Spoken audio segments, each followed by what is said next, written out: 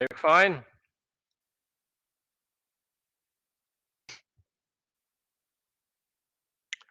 Do you see me and hear me correctly?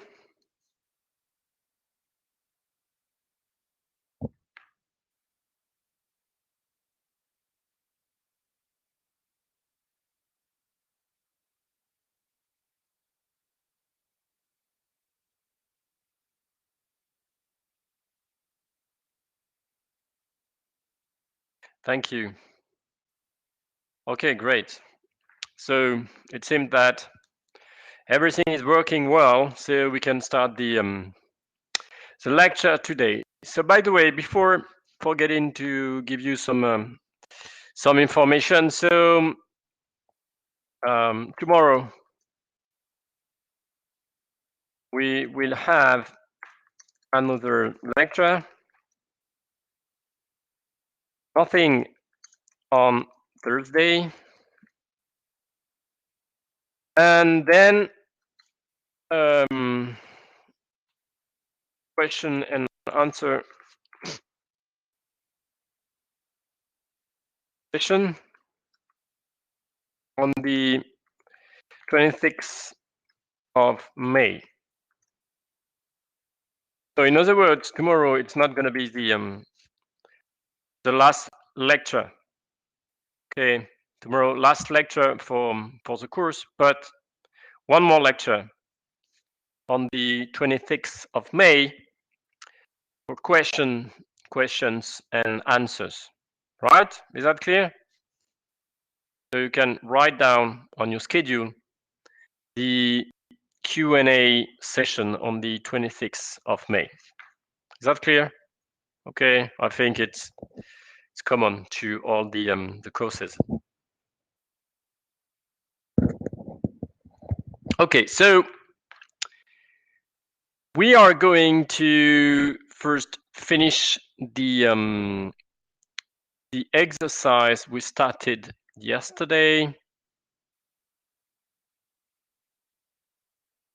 That one. Time to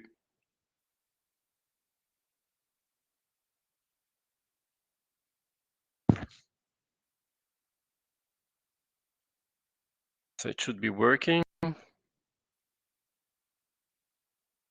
Wait a few seconds.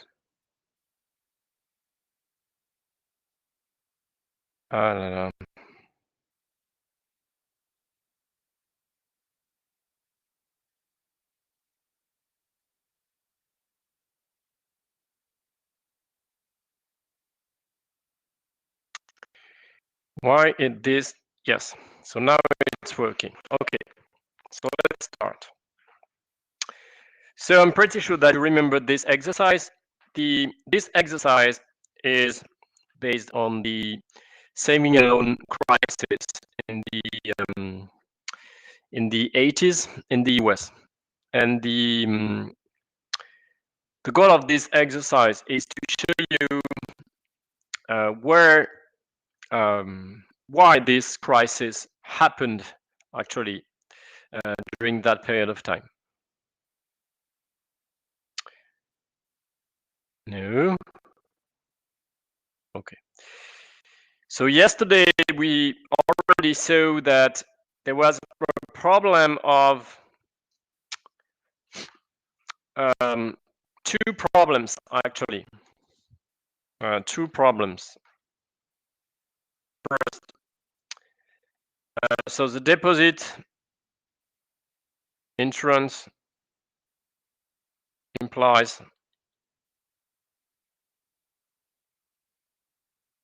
no monitoring by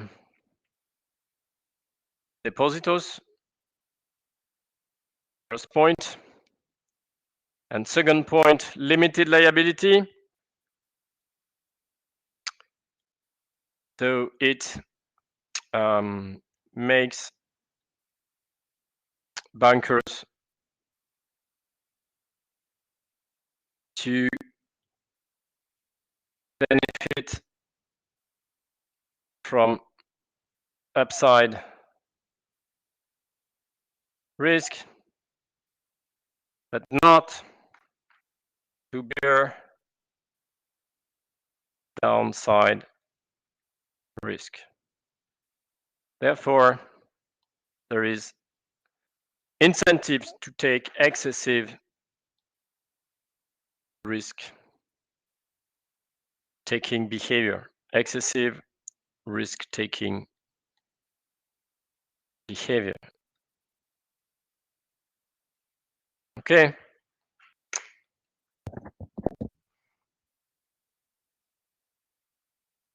So we talked already about that, but just to be sure, look at question 3. So given your answers to questions 1 and 2, do you think that the existence of deposit insurance combined with lax regulation caused a moral hazard problem that ultimately provoked the crisis of the 80s? Well, the answer, of course, is yes. And it is what is developed in this paragraph. So let me write it. Let me read it, read it. The design of the insurance mechanism, so the security deposit, combined with lax regulation, has created a costly moral hazard problem in the S&L management. Security deposit encouraged S&L to engage in risky behavior, as their liability was limited in the event of underperformance. So limited, liability limited in the event of underperformance. So this is protected against downside risk. While the profit in case of successful investment were high. So this is actually benefiting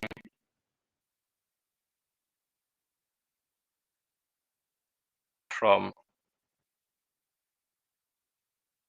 upside risk. Okay. So in addition, insurance encouraged depositors to stop worrying about the investment made by the institution to which they had entrusted their money. So no longer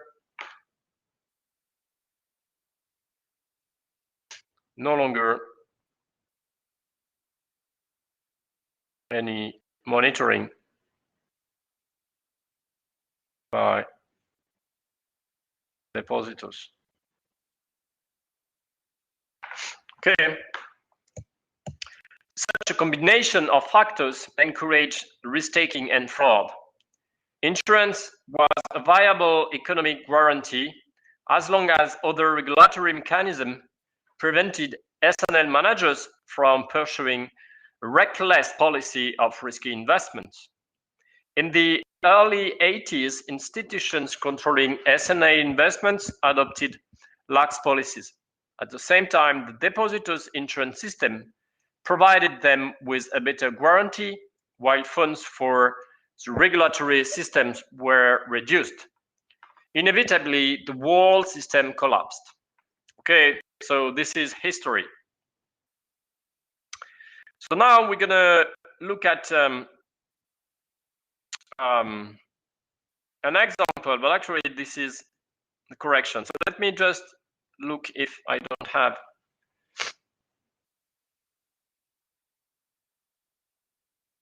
another version without directly the correction.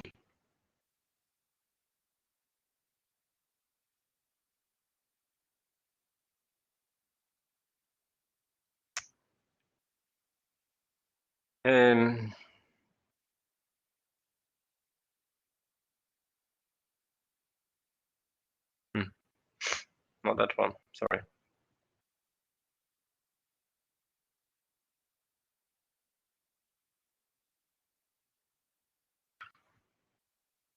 No, not that one. Okay, so, okay, anyway.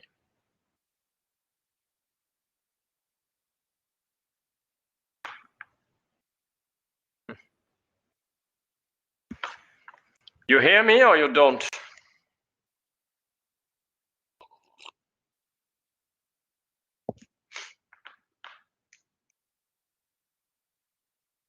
Okay, I'm sorry about the internet, but you know, I don't know how to modify it. So let me come back to this. Okay. So here is the very easy example. So in order to simplify the presentation, we consider that the interest paid to depositors is just equal to 0. And this is without loss of generality. Suppose that SNL owners have complete freedom in the investment choices to make with deposits. And for simplicity, they have the choice between a safe or risky investment. Characteristics of the two types of investment are described in the following table. So in this column, you have the characteristics of the safe investment. And here you have the characteristics of the risky investment. Same initial investment, 200. But then you see that the return can be either a success or not a success. Okay, so if it is a safe investment, in case of success, the return is 210. And if it is not a success, the return is just 200. And the probability actually is the same, 50%. Okay. So you see that if you compute the variance, it is strictly positive. So we have a random variable, okay? But here we're talking about a safe investment. How can we interpret the fact that we are talking about a safe investment? Well, just because in all the cases, the return is higher than the cost. So there is no risk of default associated with the safe investment. No risk of default. Why? Because the mean of 2010-2000 is higher than 2000. And remember, no interest.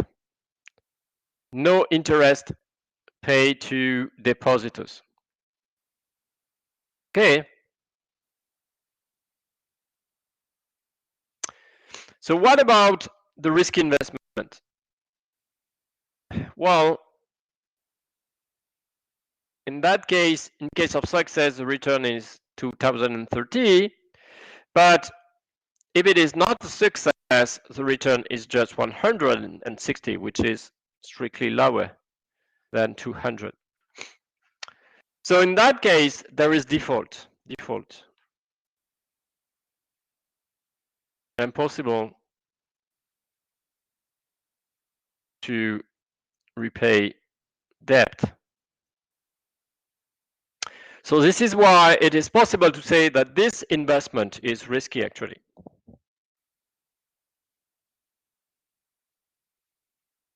Okay. So you can also, what is easy to compute is the net present value. Because here, without discounting,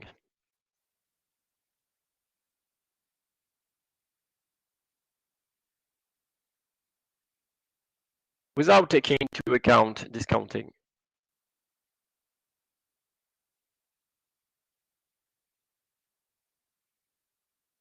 Because here,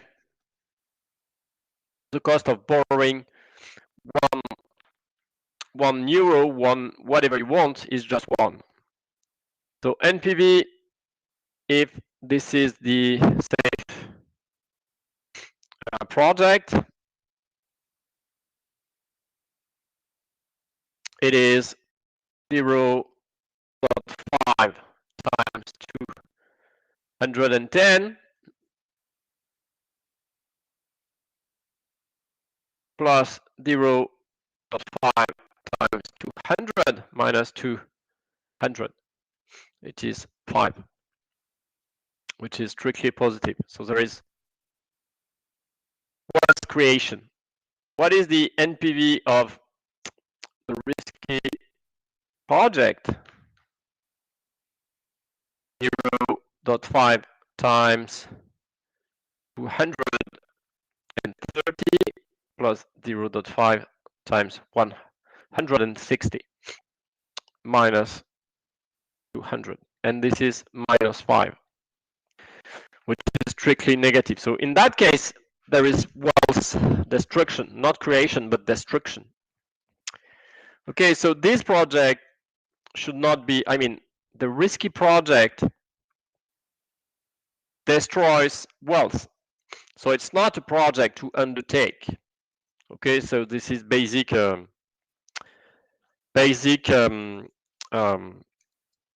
basic stuff from basic corporate finance, right?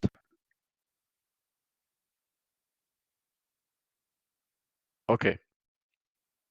But now we are going to look at what a banker protected by the limited liability is going to do.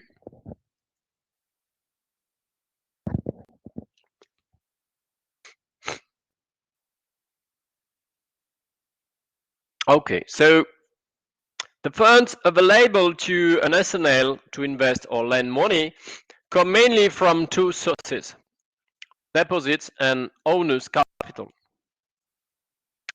It is assumed that the owners are required to make a deposit equal to 5% of the total funds invested.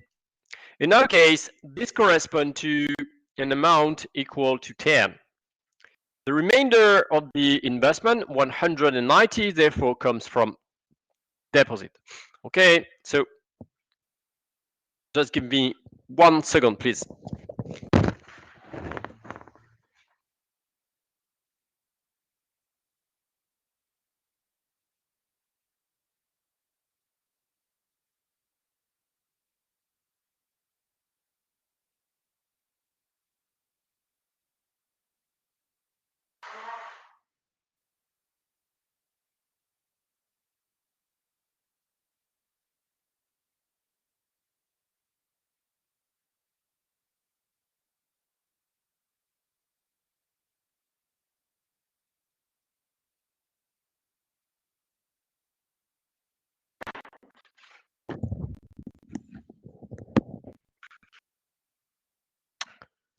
So look at the following table or chart.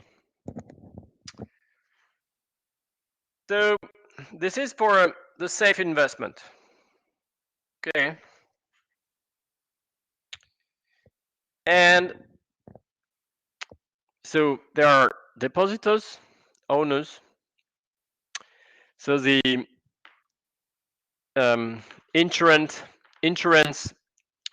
deposit corporation, and the total, that is what the total of each line.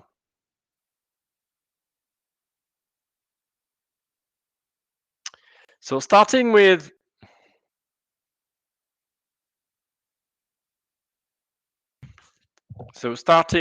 the initial investment, we know that the total is 200, which is divided into 5% of capital coming from owners, and the remaining part, 190, provided by depositors through deposits. So what is how is divided the return between depositors and owners, whether it is a success or a failure? So if it is a success, it is 210. So there is 190 to depositors and the difference 20 to owners. So this is basically this line, and nothing is paid by the FSL IC. Okay. So in case of failure, well, not very complicated. In case of failure, the return is 200, which is divided into 190 and 10 to owners. So 190 to depositors and 10 to owners. Okay. Okay, so knowing that, we can compute expected gains. Well, expected gains, for instance, for depositors, very easy. So expected gains for depositors, it is 0.5 times 190 plus 0.5 times 190. So always the same, 190. What about for owners? Well, it is 0.5 times 20 plus 0.5 times 10. So it is 15. And finally, if you look at net expected gains for depositors, well, it is 190 minus 190, 0. But they are always repaid, and for depositors, it is 15 minus 5, 10. 15 minus not 5, sorry, but 10.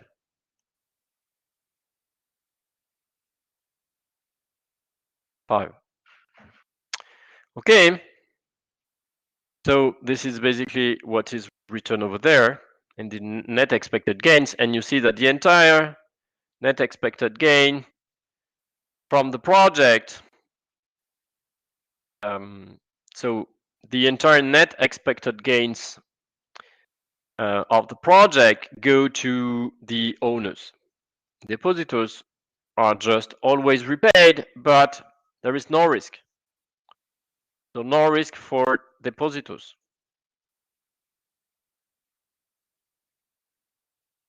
So no risk for depositors.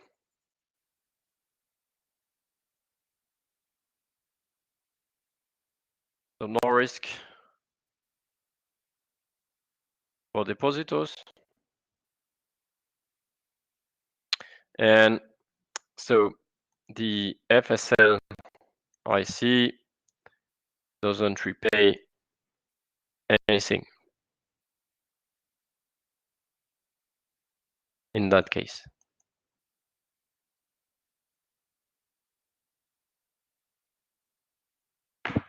Okay.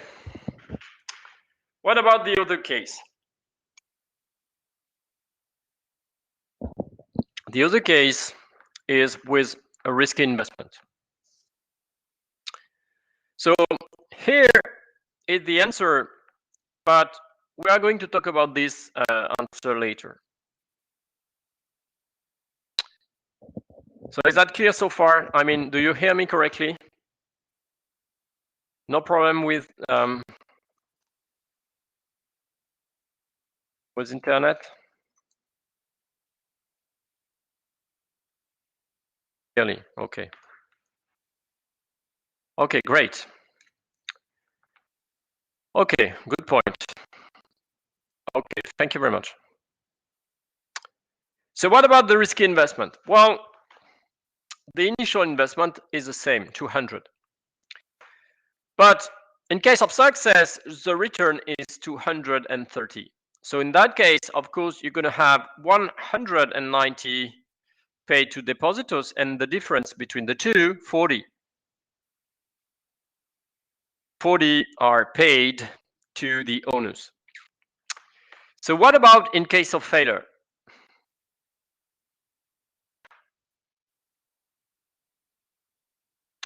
So here you have one possibility, and I'm going to talk about another possibility later on. So the first possibility is that you see that 160 is not enough to repay neither, it's not enough to repay either the depositors or the owner. So in that case, the deposit insurance corporation is going to intervene. So in that case, we assume that the FSLIC both pays depositors, but also the owners of the firm. So you see that there is 40 which is missing in order to obtain 200. So this is why for the deposit insurance corporation, the price to pay is 40. So there is a loss of 40. So in that case, there is minus 40 in the column. So if you look at expected gains for depositor, always 190, because in case of failure, let's say, well, when it's not a success, the deposit insurance intervenes and repay depositors. And what about owners? Well, in that case, they obtain 0.5 times 40 plus 0.5 times 10, 25. Okay, so they enjoy benefit upside risk and do not support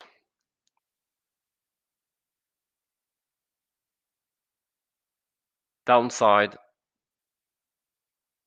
risk. So of course they have the up, but they don't pay for the down. So net expected gains are much higher by taking the risky investment than the safe investment. Okay.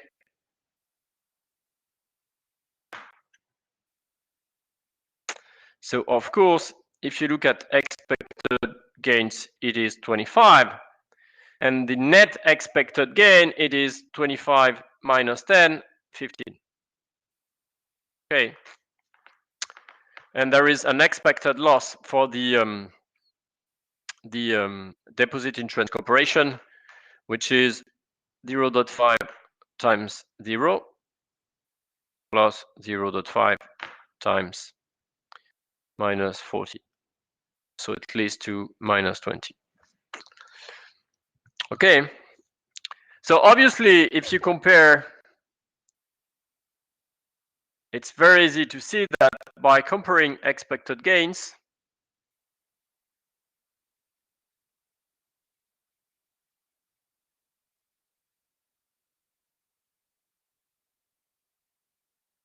well, of course, the banker, or let's say the bank's manager,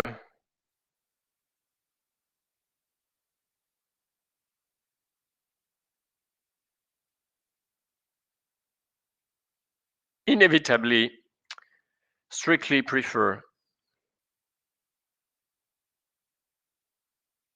to take the inefficient, because NPV is negative, the inefficient, risky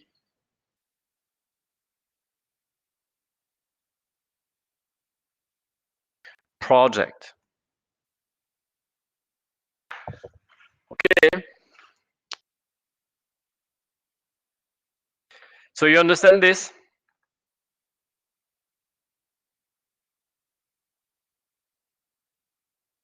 Yes, is that clear for everybody? Okay, so if it is clear, let me talk about another possibility in terms of answer. So maybe you can believe that, let's say in case of failure, the banker is not going to be repaid. And you could be right for this. So I'm going to redraw this.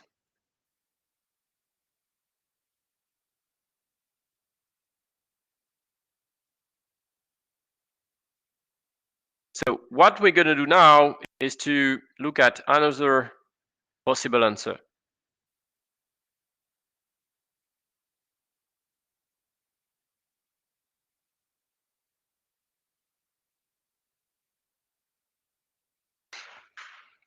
So the other possibility is to say, well, of course, in case of success, owners of the bank obtain the difference between the return of the project and what has to be repaid to depositors, 40. But in case of failure, let's say the deposit insurance corporation is only going to reimburse depositors. So for owners, it's 0. So in that case, the expected gains are no longer 25, but just 20. And the net expected gains would be not 15, but 10. But you see that 10 is still higher than 5. Okay, because even in this situation, owners are still protected against downside risk. Why? Because of course, in this situation, in case of failure, they are losing their money, but they don't have to repay depositors because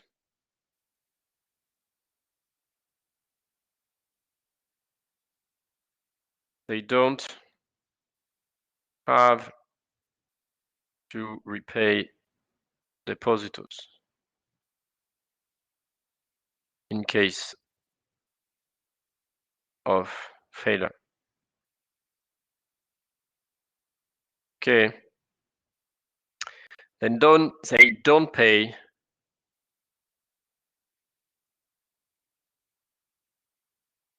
$30 to reimburse depositors. This is the FSLIC which pays. So it pays depositors in case of failure. So still, the choice of the bank's manager would be the same. The bank's owners would still be the same. Okay, I mean, choosing the risky investment because once again, the limited liability makes them benefiting from the upside risk, but not bearing the downside risk. Okay, so the rest is very easy. So what investment choice would you make if you owned the SNL? Well, the choice would correspond to the one with the highest expectation of earnings. That is the risky investment. So remember, 15 strictly higher than 5, or even 10 is strictly higher than 5. Who should bear the losses when the results are unfavorable? In our case, due to the creation of the Federal Saving and Loans Insurance Corporation, well, this is the insurance institution who'd bear the losses in the case of adverse results. So in the case of the saving and loans, it would be the FSLIC.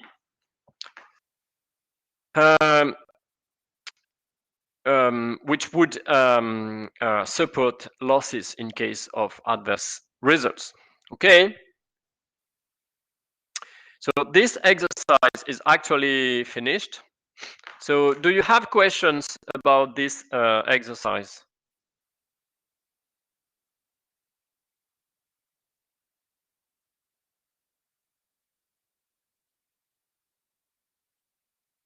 let me know.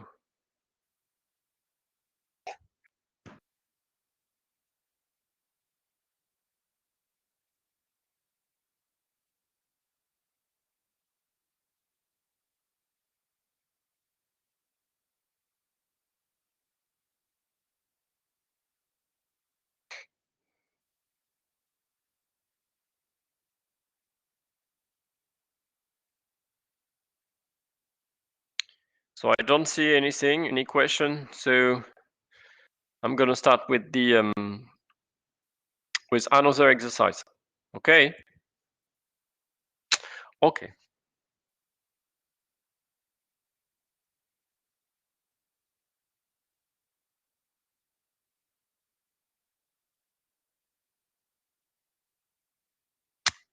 Okay.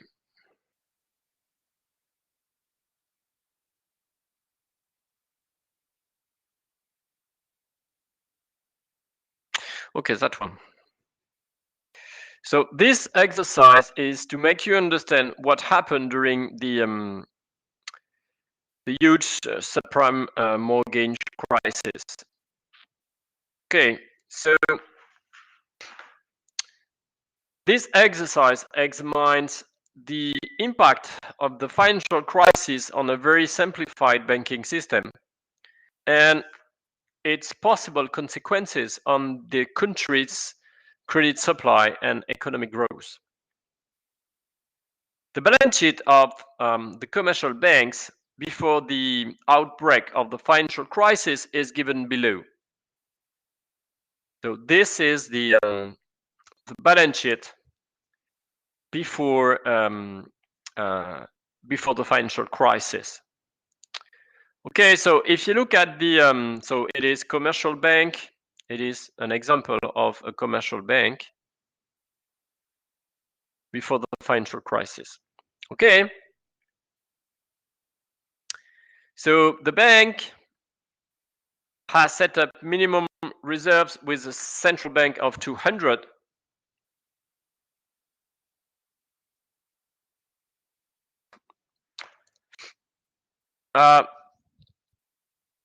So the reserve requirements amount to 2% of deposits. So here you have deposits.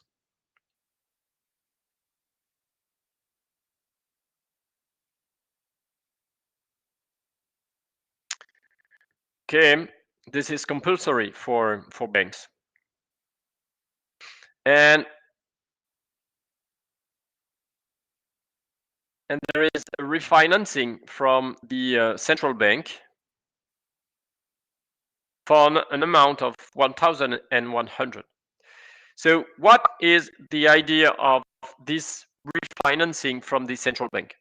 Well, we talked already about interbanking market, and actually the central bank also provides debt, short-term debts to the banks in order for them to have a balanced balance sheet.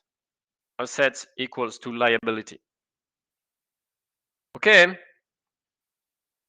So for the calculation of solvency ratios, loans granted to household and businesses are weighted at 1. So in other words, if you look at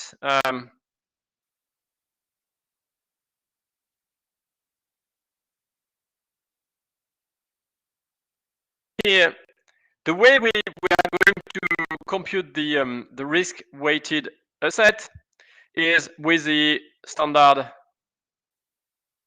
approach. So we're going to have weights. So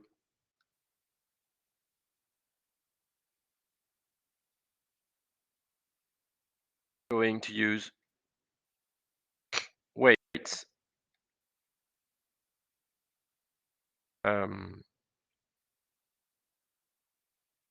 Weights, right? So there, the beta is equal to 1. Okay. Moreover, for corporate bonds, it's the same. weighted at 1. Other private securities and the portfolio of RMBS, which is basically the main problem with the subprime crisis, because this is residential mortgage-backed securities. That is to say, mortgage-backed securities such as subprime mortgages. So here as well, same thing, beta equals to 1, just to simplify. On the other hand, OECD state securities are zero-weighted as they are deemed to be at risk, no risk of default. So beta equals 0, and of course it's the same for the account to the central bank. Okay, so what else? Well, over there is tier 1 capital and tier 2 capital. And if you make the sum of the two, you obtain the level of capital, which is 1,100, sorry. So the shareholders' equity consists of a share of the bank's equity taken into account in the calculation of the tier 1 ratio, and secondly, general provisions and subordinated debt, which corresponds to tier 2 ratio. The solvency ratios are determined by related the amount of tier 1 to the amount of weighted assets, so risk weighted assets, or the amount of tier 1 plus tier 2 to the amount of risk weighted assets, which corresponds to either the Cook or the McDonough ratios, so called the international solvency ratio. Okay, so just one remark about tier 2.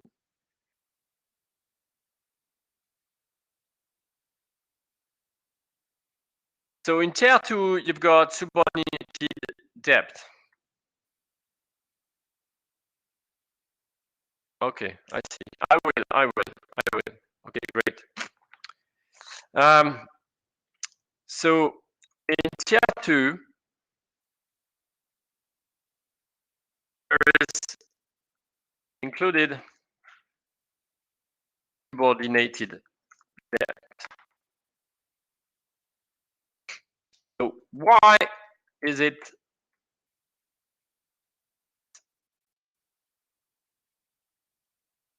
Because there we're talking about what is important, what is important. For debt is the priority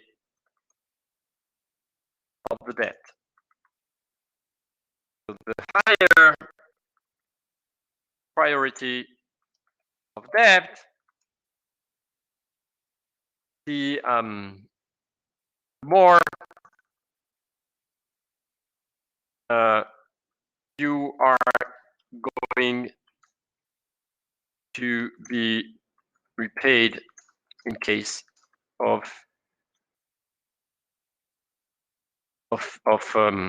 default. So in other words, there is an order of priority to reimburse debt holders in case of default. And debt holders with the highest seniority, we are talking about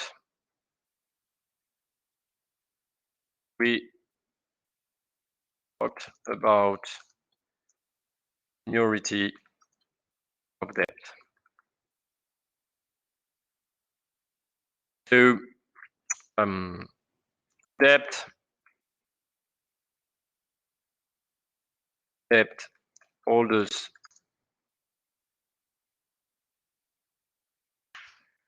with the highest priority are paid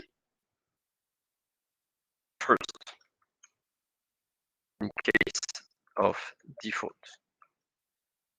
and so on and so forth. Okay, so the higher the seniority of the debt that you hold, the higher the priority in terms of reimbursement you've got. Okay, so when we talk about subordinated debt, when we talk about subordinated debt,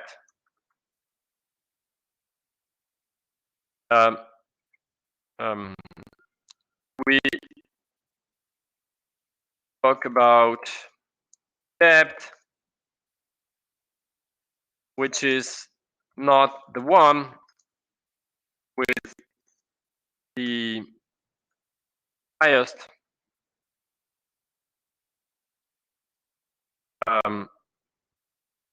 priority, seniority. Okay, so it is subordinated to another debt.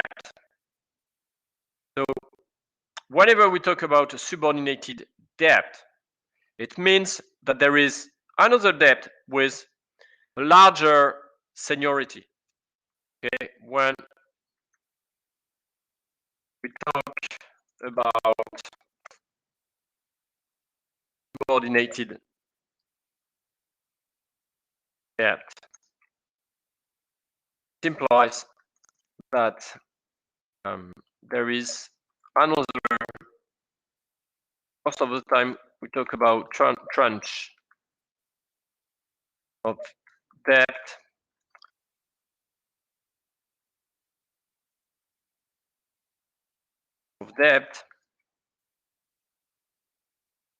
already issued by the firm, in our case by the bank, is a higher seniority.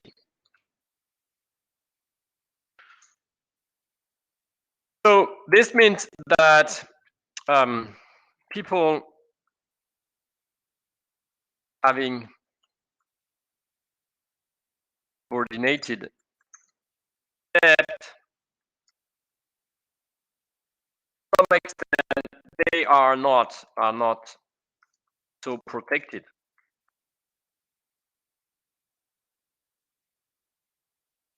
So in some extent, they are a little bit like equity holders. Okay, because in case of default, probably they're going to lose money. So this is why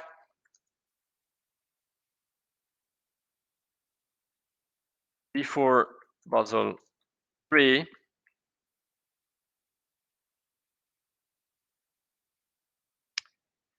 so this is why before Basel III, actually subordinated debt was included in Tier 2 capital. Okay.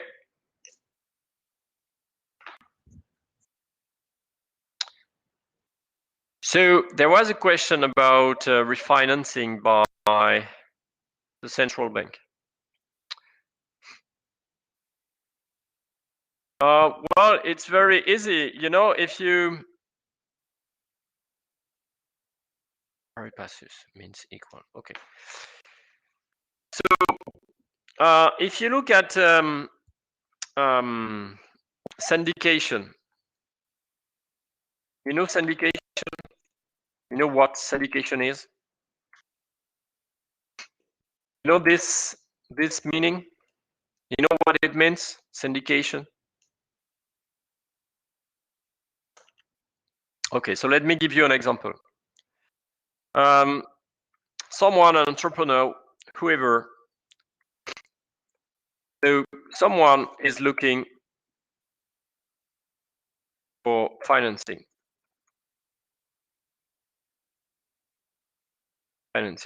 right? Yes, syndication loan, exactly. So the investment is quite important. However, let's say the investment is rather risky. So it's impossible to find a single investor ready to finance the entire project. Okay, exactly. Syndicated loan is when a project is financed by a group of investors. That's right, exactly. So, so in that case, you don't have a single investor, but a group of investors. But moreover, you have tranches of investment. So there are, well, for instance, a bank or a financial intermediary. So a financial intermediary creates tranches of debt. So, for instance, if you want to, I don't know, finance 1 million euro, so the financial intermediary is going to create 10 tranches, each for an amount of 100,000 euros. Okay, but it's not the only point. That tranches are going to be associated with different levels of seniority. There is, let's say, the first tranche is with the highest seniority. So this means that in case of failure, tranche 1 is going to be repaid first, and then the rest of debt. Okay, so by doing that, by considering different tranches with different seniority in terms of repayment, per se, you are creating senior debt and subordinated debt. So by doing that,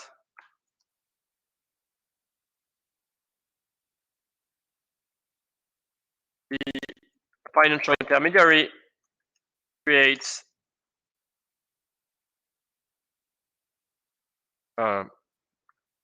senior debt and subordinated debt.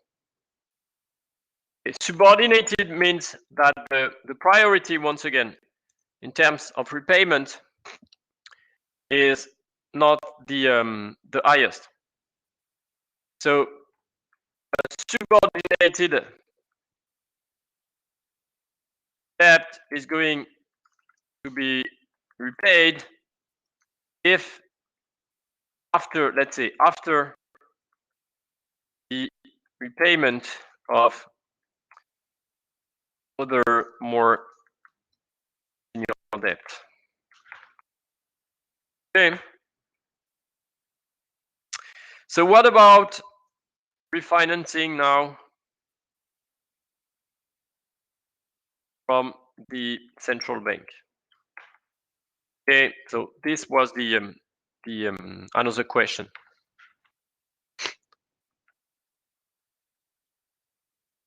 So the question of being refinanced from the central bank is that, well, every day, as I told you, as you know, quite soon,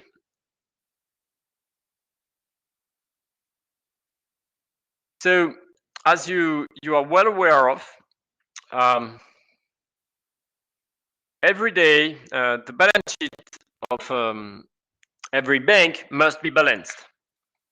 So in our case, if you look at our case, so in that case, if you make the sum of the asset side, the sum of the asset side is higher than the sum of the liability side without taking into account refinancing.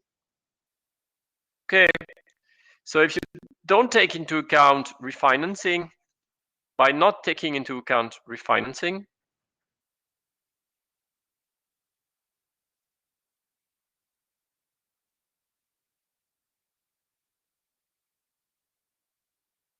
so if you don't take into account refinancing, you obtain something like 12,000. This is the asset side. Okay. Okay. And if you look at the liability side, you have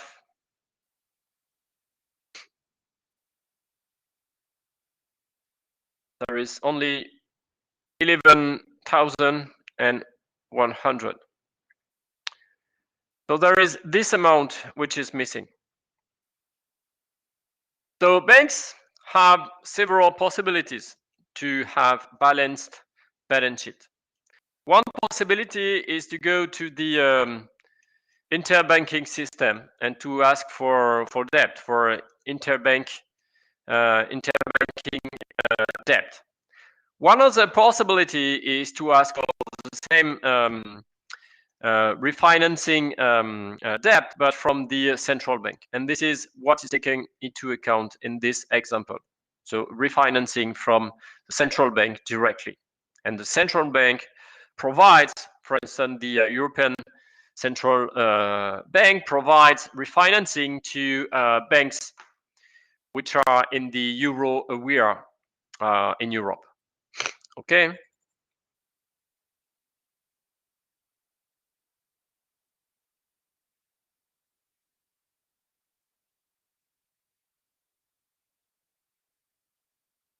Is that clear so far? Do you understand everything?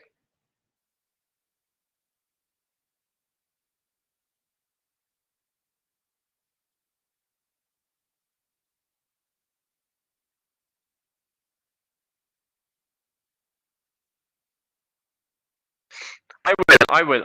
Of course I will. Okay.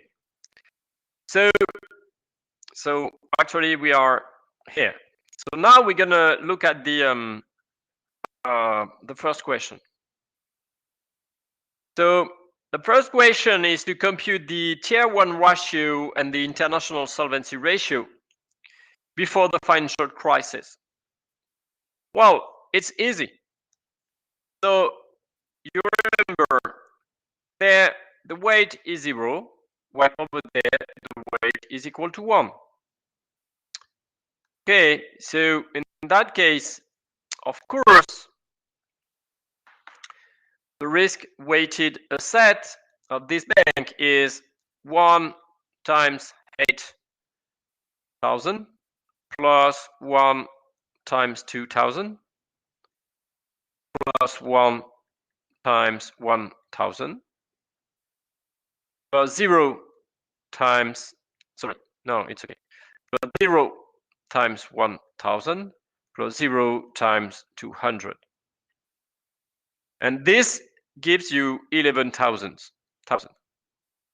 which is going to be the denominator in both the Tier 1 ratio and the international solvency ratio. Okay, so if you want to compute the Tier 1 ratio, so sorry, this is in French. So this is risk-weighted asset, right? It is Tier 1, which is given in the directly in the balance sheet. So 825 divided by 11,000. And it gives you 7.5, which is larger than the objective, the goal, okay?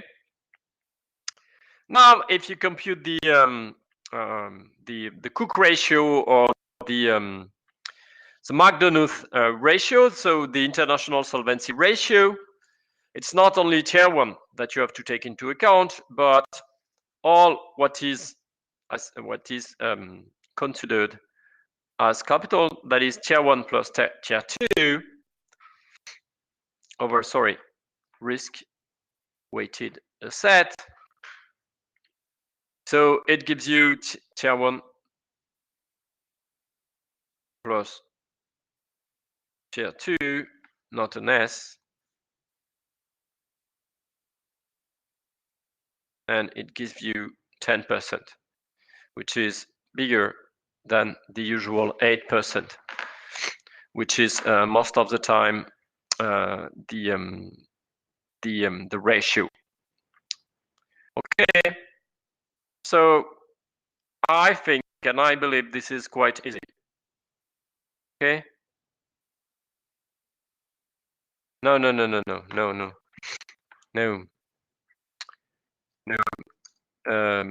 About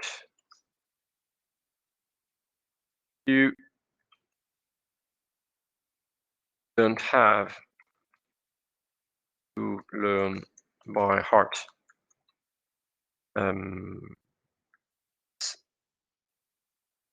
For each asset class of.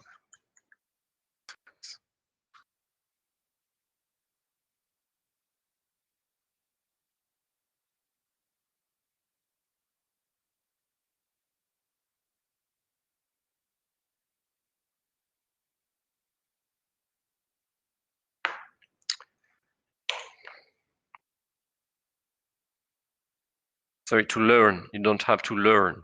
Learn.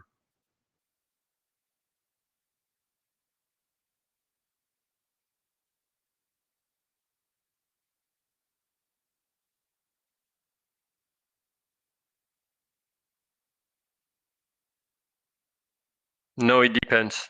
No, it depends. Not necessarily.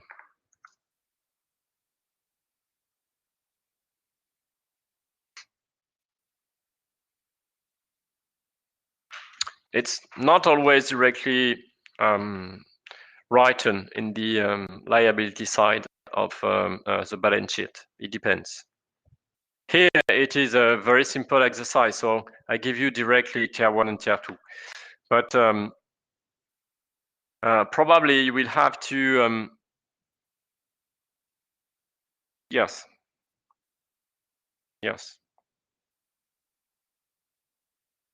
Because sometimes the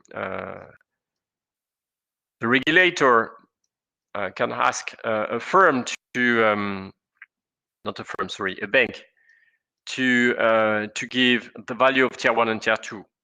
But in the balance sheet, most of the time, not really. You have all the ingredients, of course.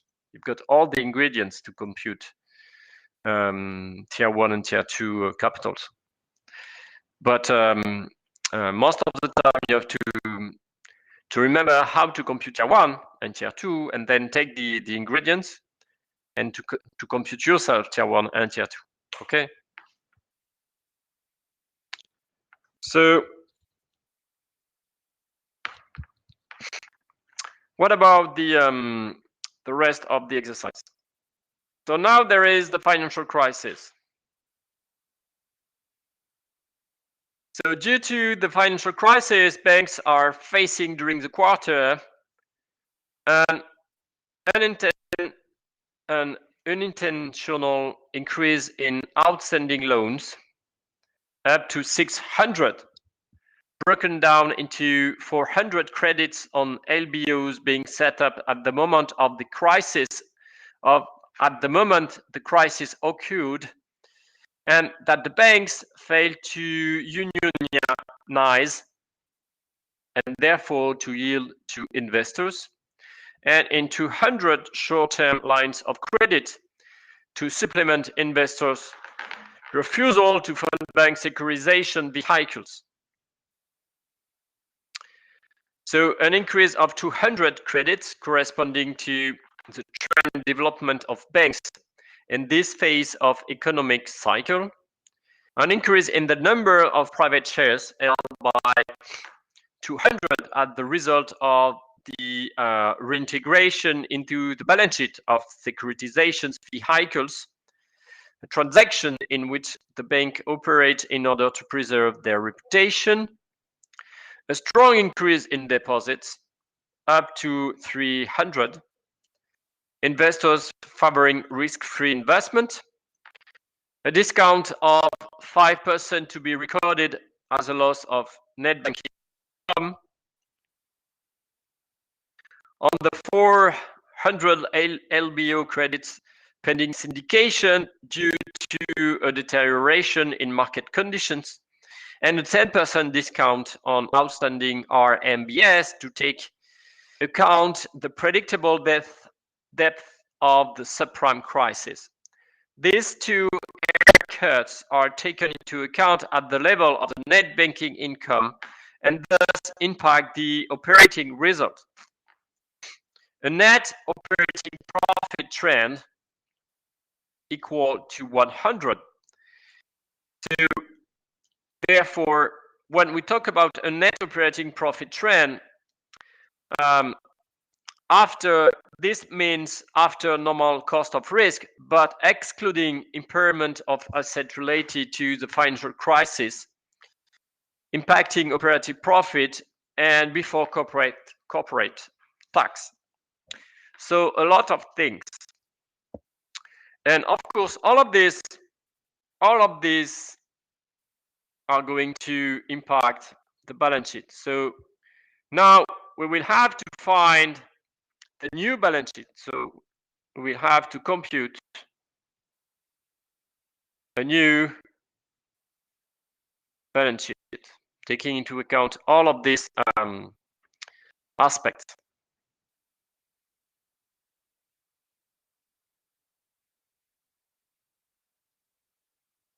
And this is basically what is written over there. Okay, so we're gonna look at each line. So previously, we had 8,000 as credit to household and corporate. So we take the 8,000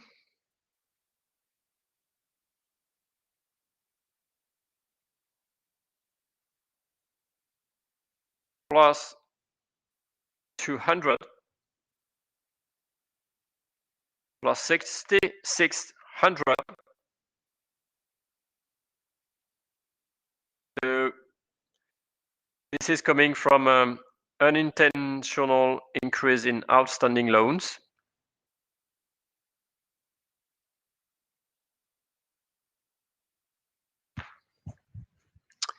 And somewhere there is this notion of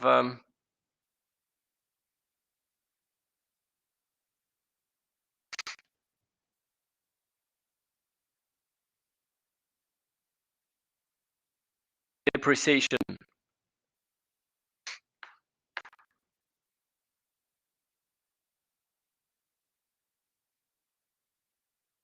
Where is it written?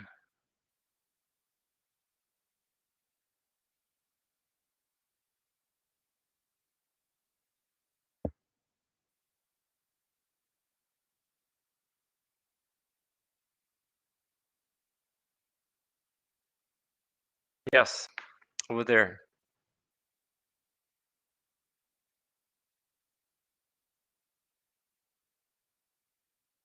Over there.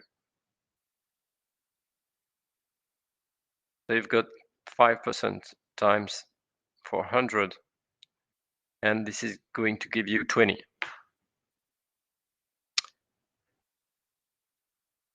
So this gives you this amount, which is now reported over there, first one, first line. What about corporate bonds?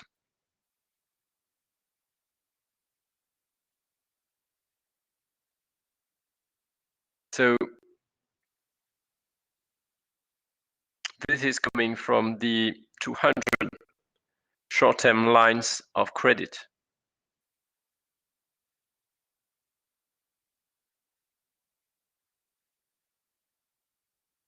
No, this is already, sorry, we already took that into account.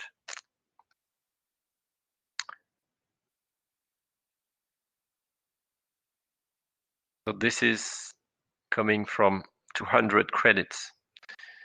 Okay, so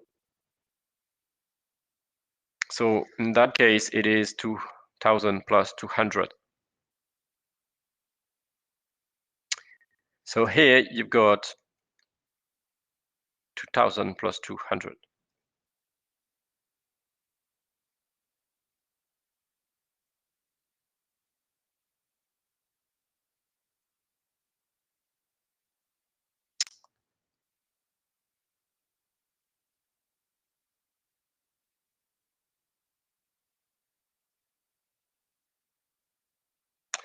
So what about RMBS? So if you look at RMBS,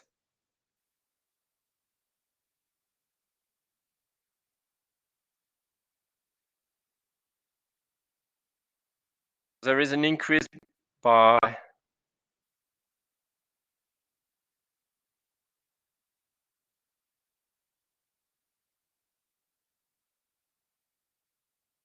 okay, so there is a discount over there, 10% discount. So 10% discount, you've got actually 1000 minus 0.1 times 1000. This gives you this amount.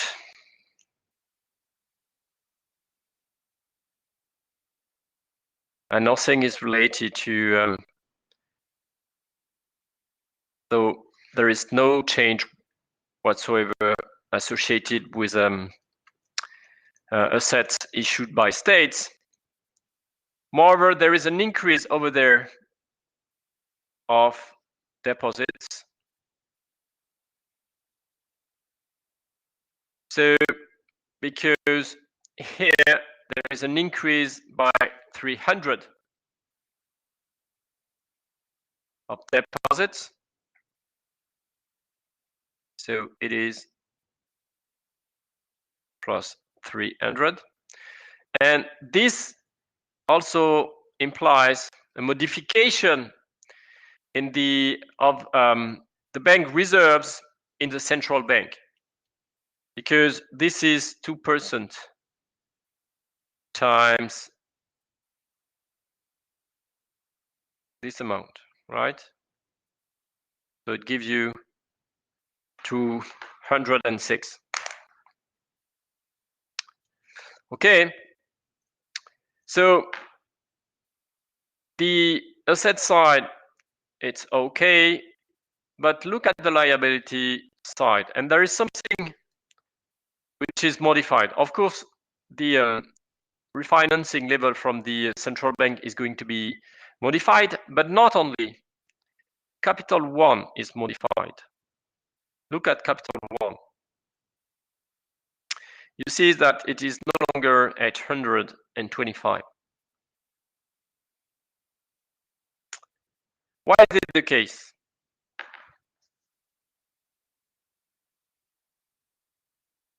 So tier 1 was affected. Why is it the case?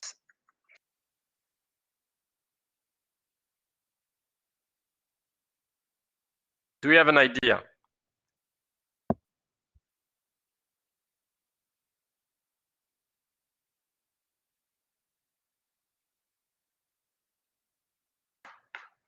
Why is it the case? Who knows? Because what? Because capital in market value is a buffer for risk. In other words, if there is positive profit, market value of equity is going to increase, but if there is a negative shock,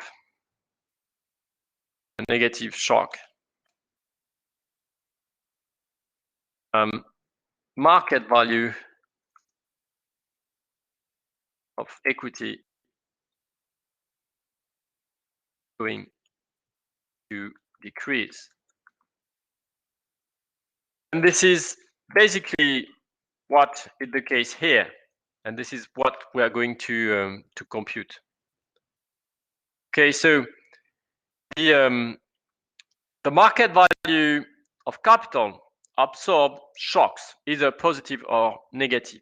And this is why capital is a buffer against shocks, and in particular negative shocks, of course. The higher the level of capital, the lower the probability to go to bankruptcy, because the market value of capital is going to absorb these shocks. So it is going to fluctuate, even to decrease.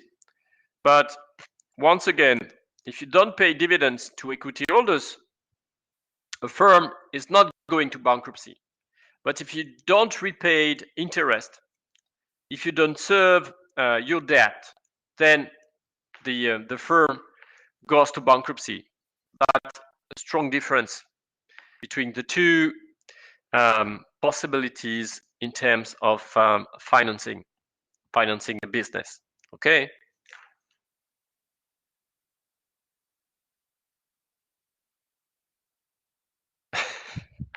This is what I'm gonna do now. Okay. So computing right number is what I'm going to do now. Just now. Okay.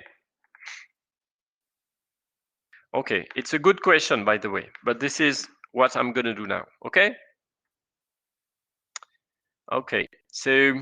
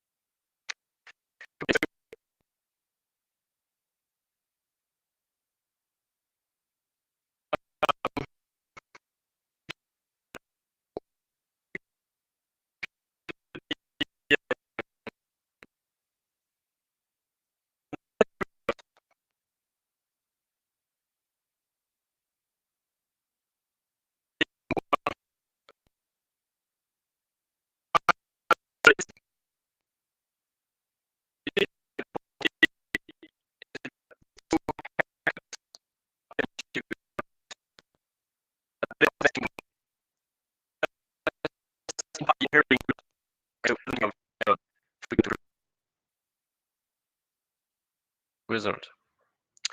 So it is 100 minus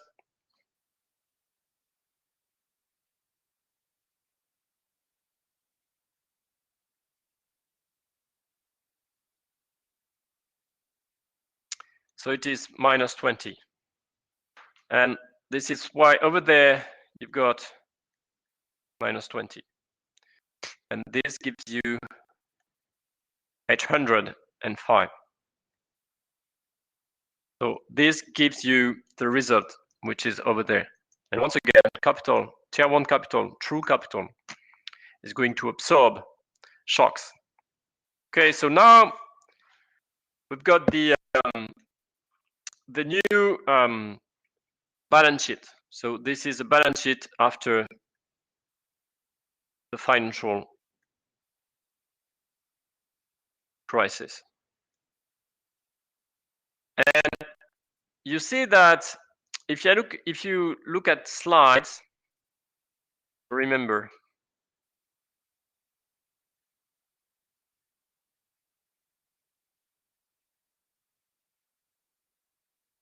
yes, here. Do you see the slides, by the way? Yes. You hear me now? Is there a problem? Could you hear me correctly, please? Okay, I will repeat. Okay, I will repeat, no problem.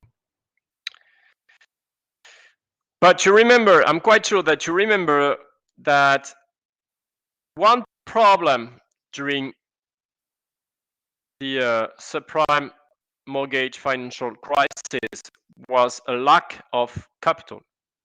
And this is something that we are going to see in this exercise, very simple exercise. So let me now come back to this very simple exercise. So you hear me correctly? You hear me? You hear me correctly? Okay. So, okay, so let me repeat this. So actually, if you look at this, it is written that these two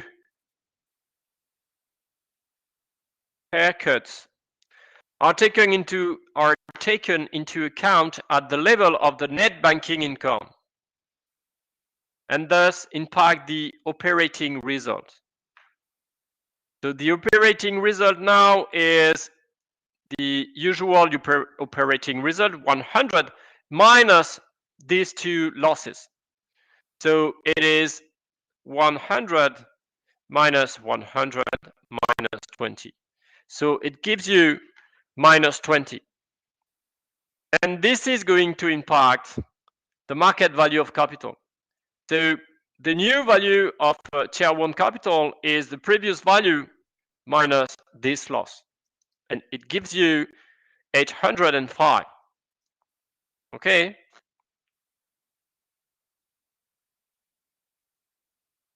Is that clear so far? Is it clear? Is it clear for you? Okay, great. Thank you. So if you look at the new balance sheet, you see that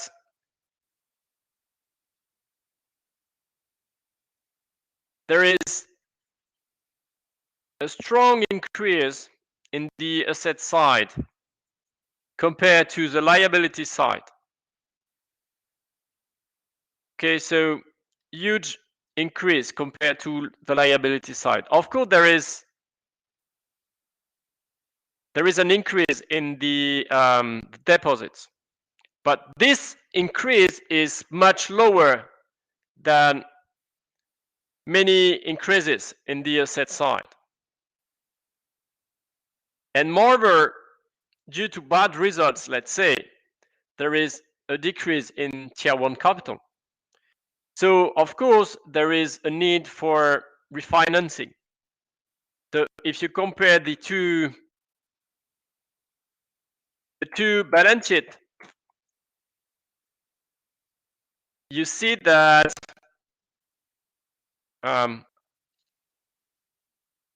so this is the difference here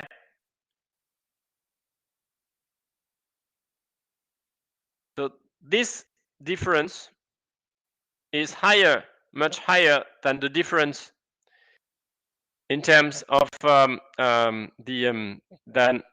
which is stronger than what we had before. So before the value was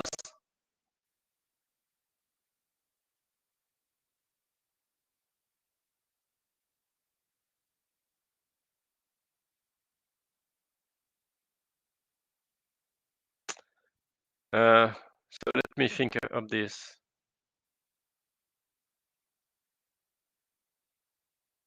Yes, of course. So this is going to increase. So this is going to decrease, and the increase is higher than plus 30. So there is a need for more. So okay, let me say it again. Sorry.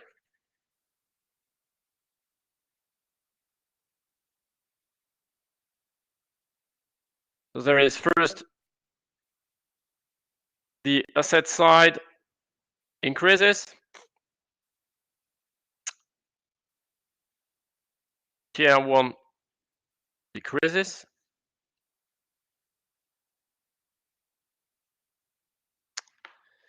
And also deposits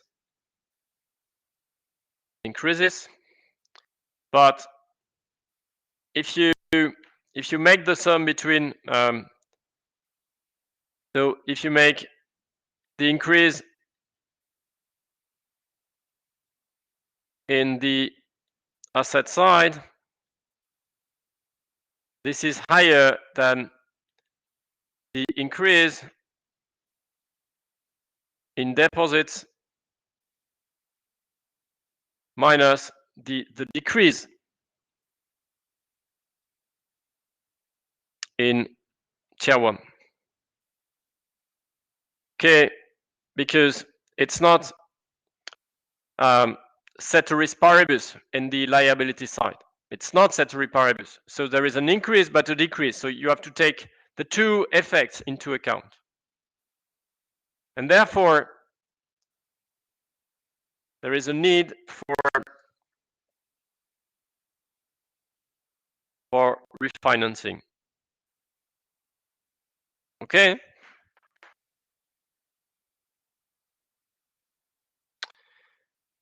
Okay, so is that clear so far? Because I think it's time to make our usual break.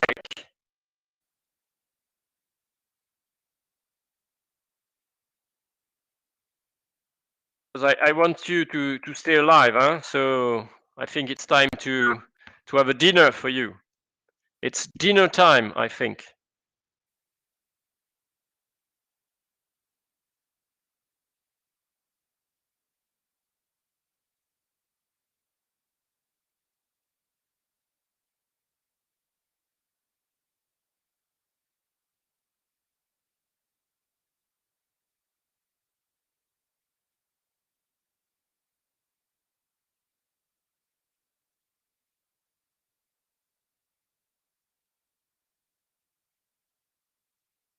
Okay, great.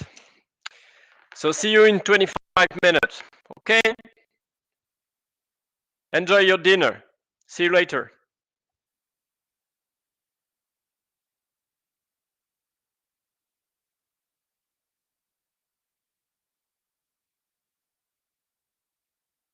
No, not only on RMBS.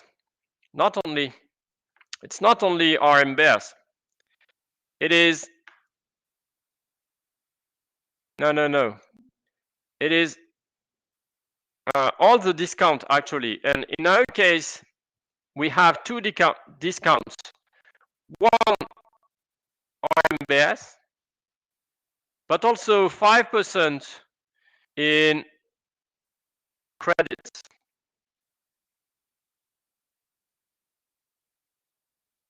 So all the discounts.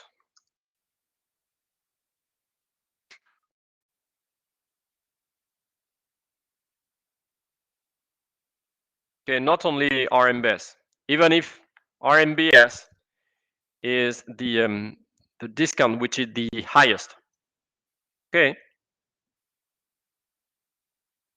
but discount in RMBS is the highest. See you in 25 minutes.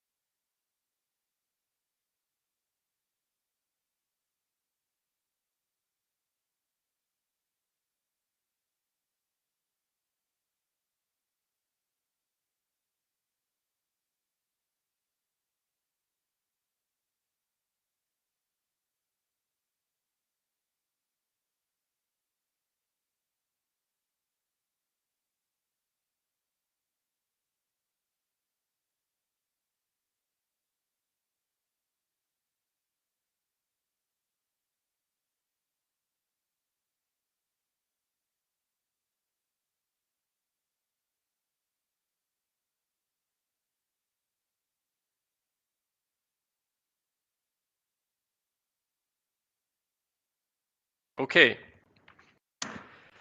So I think it's time to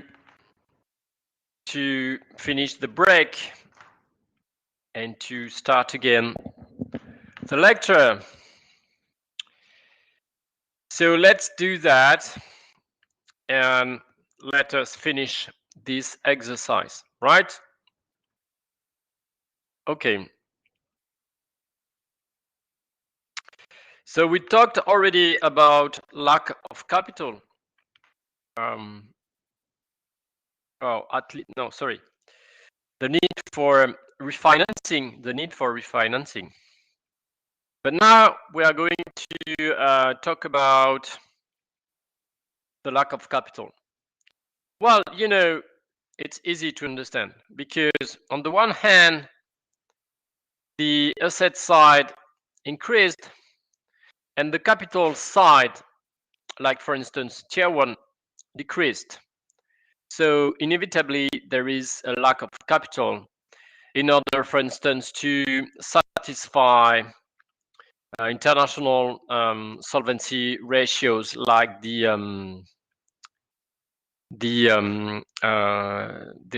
Cook or the Magdenuth ratio, right? So compute the other question is to compute the new value of tier one ratio. Well, we know already the numerator. The numerator, it is 805. And what about now the new value for the risk-weighted asset, right? Well, it is basically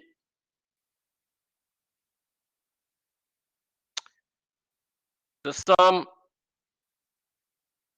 of the three lines.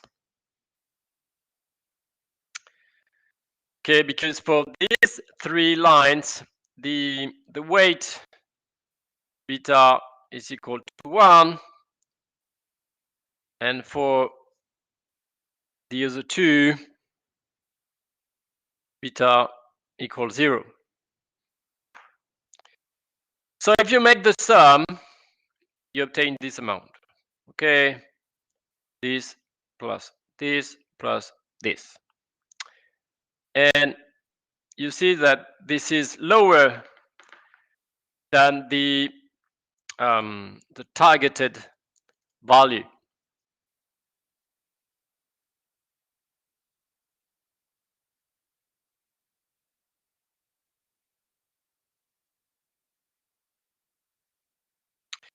Okay, but what we can do also, and I let you compute because you're going to tell me, is to compute whether the international solvability ratio is still satisfied. So it would be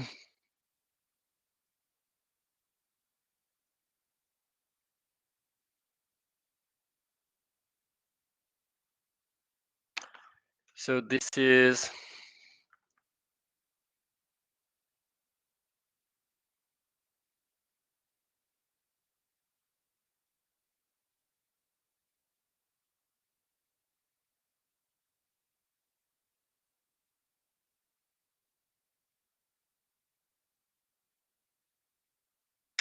yes, it's still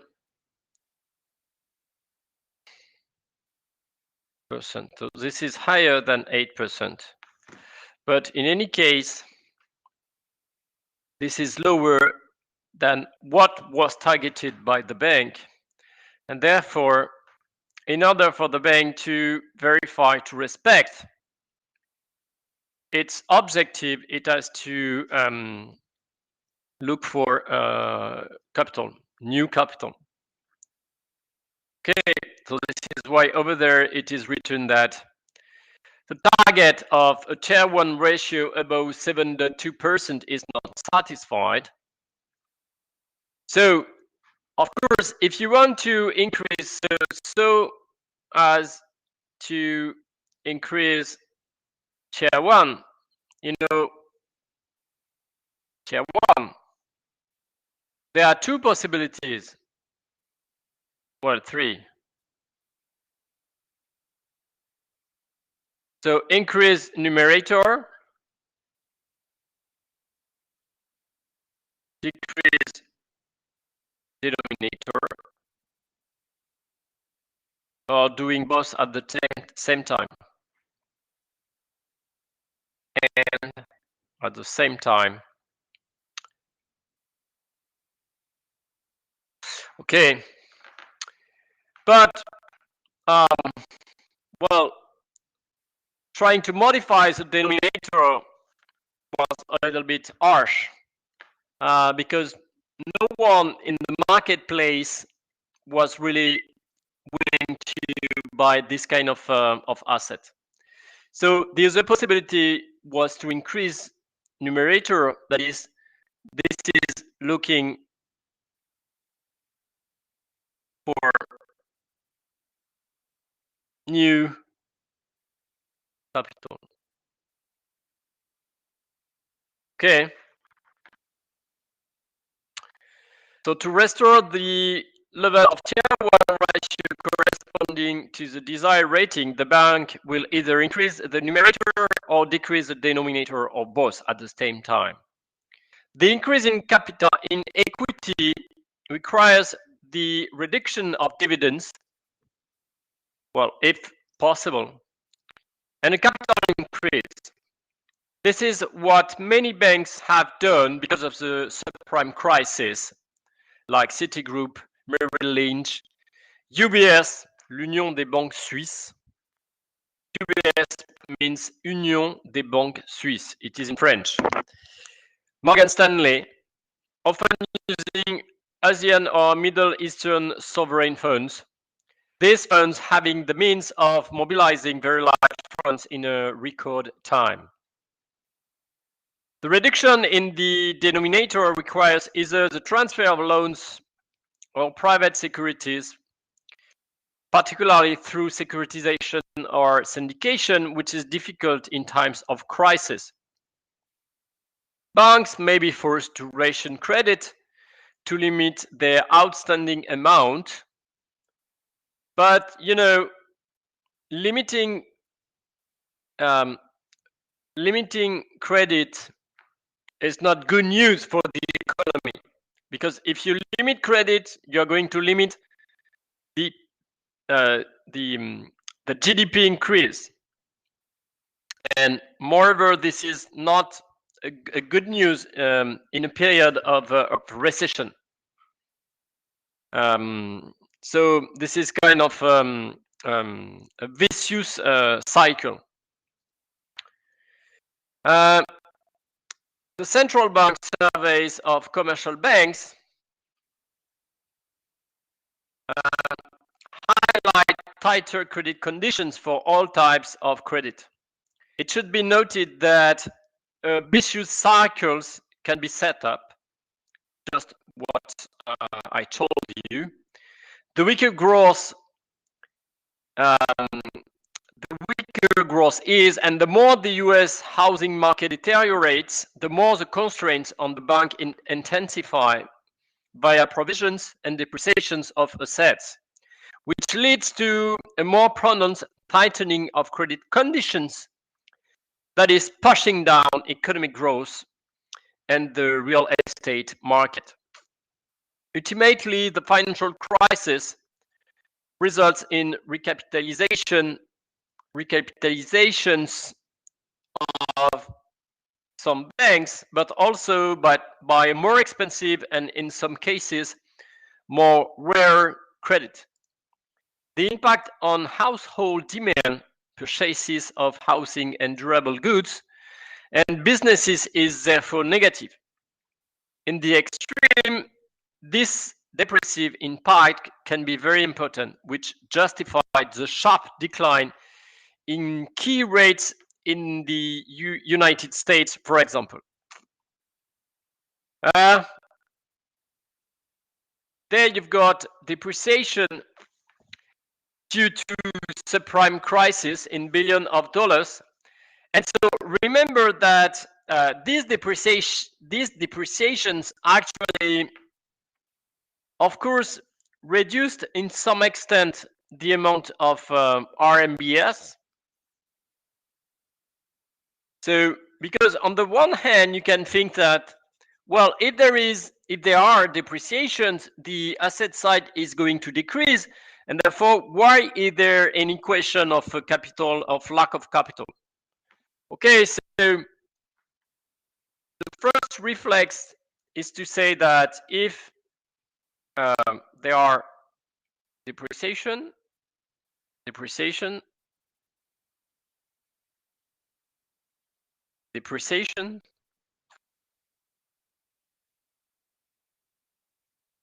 why do we face a lack of capital? That's the question. Well, for two reasons. First reason, because there are depreciation, but also other increases in the asset side. So this is something we already talked about in the previous questions. Like many things which were that the banks were obliged to put in their ability in their asset side. And the second reason is that depreciation impact negatively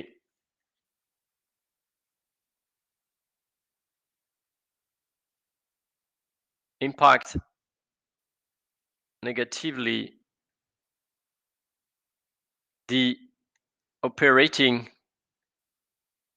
result, which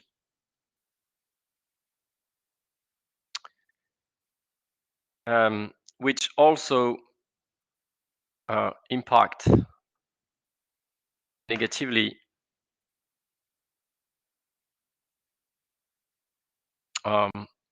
tier 1, the level, the market value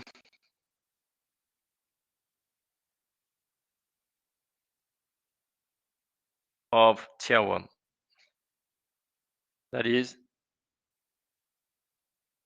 the market value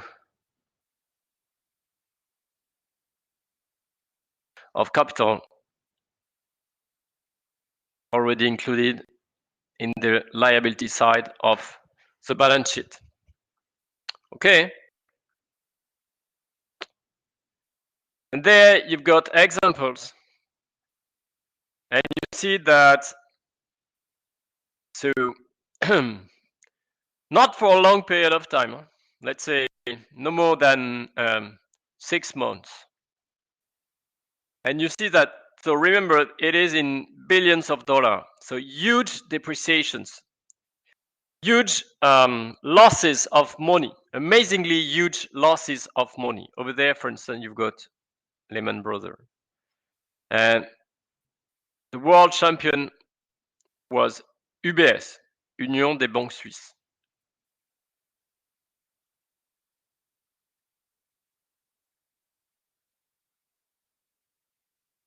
UBS. Okay. So this is for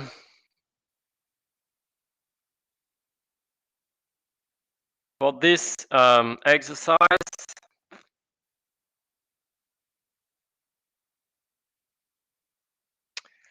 Okay, so basically, do you hear me correctly?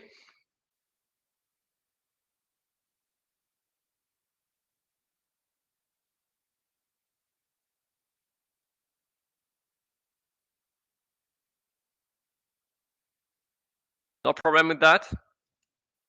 It's important to know. Okay, great. So, do you have questions about this exercise on the prime crisis?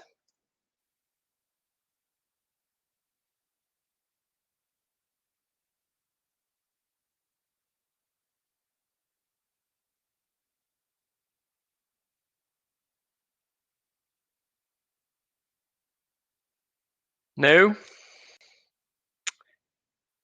So if there is no question about this exercise, maybe we can look at another exercise. Tomorrow tomorrow I'm going to talk about risk management for banks, trying to understand why it failed during the once again the subprime mortgage crisis. But today we can do extra exercise. Yes, leverage buyout.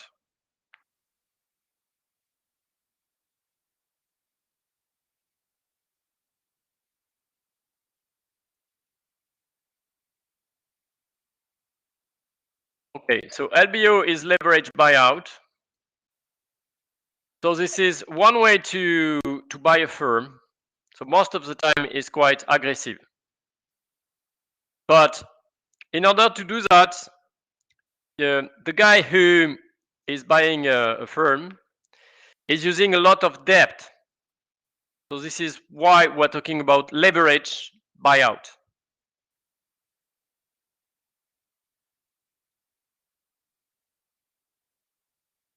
Oh, I see. I see. So good question. It is related. Well, it is. The answer is very simple. It is related to a bank balance sheet for a very simple reason. So let's say in normal time, in regular time, the bank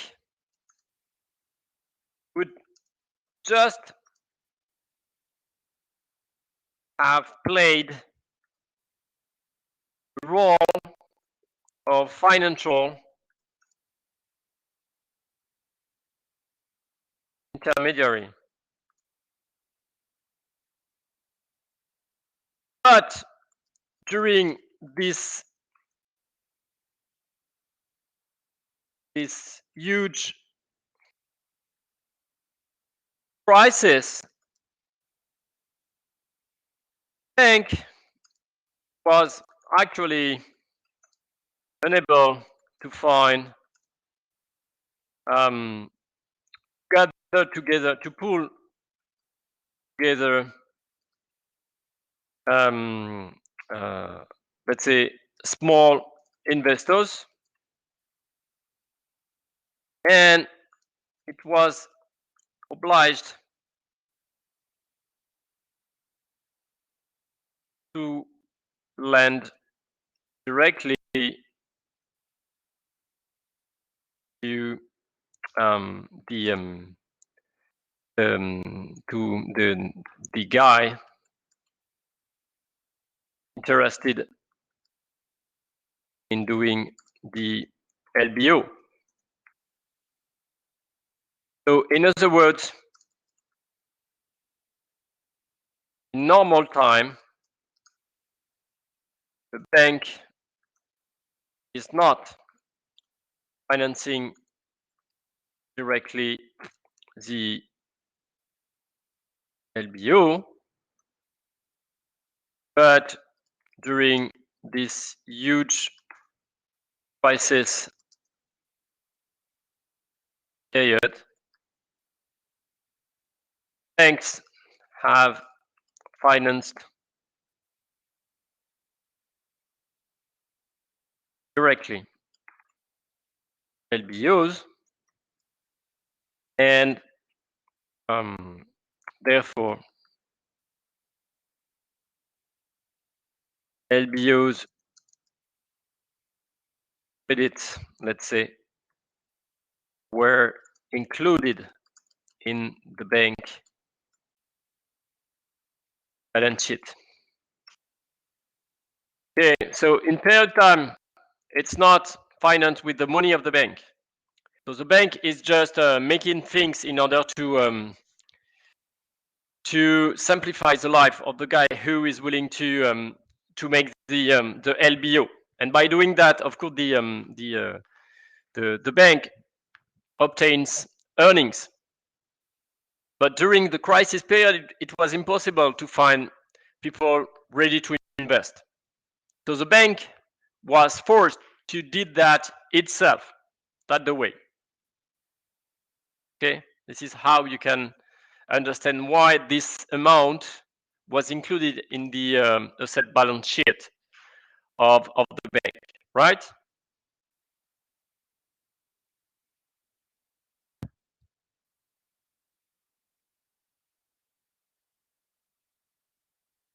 Could be simply as loan to corporate. Probably. Okay, so let me go through. So that one we talked already about.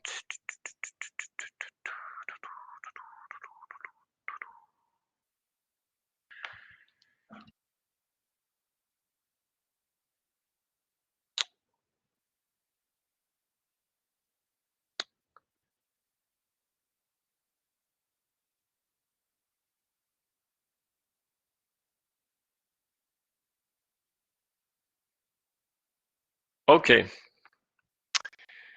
So we are going to look at this exercise.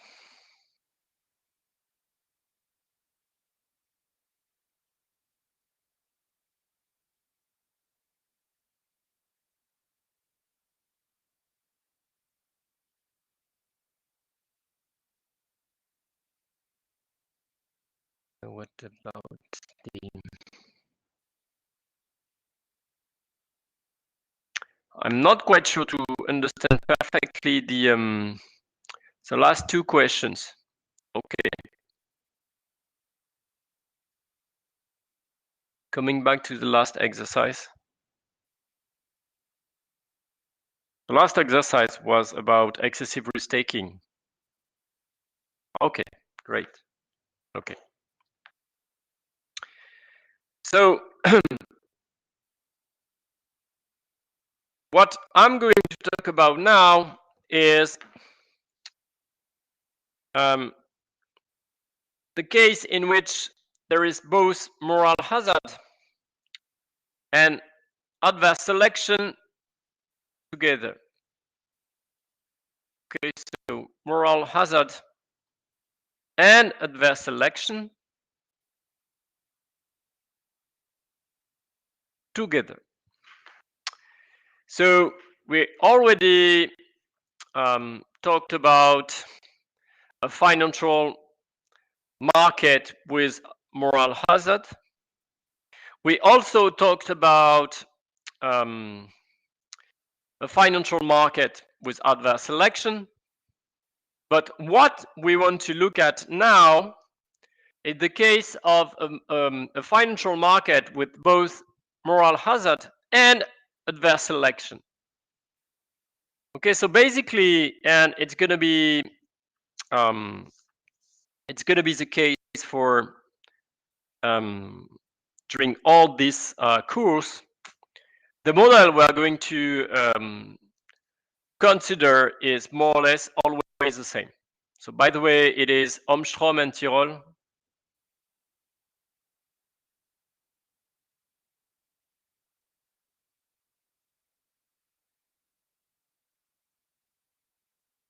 Model. And if you look at the book by Jean Tirole, Theory of Corporate Finance, you've got this model from the beginning to the end of the book. So let's say a borrower has cash endowment capital A. So capital A is retained earnings.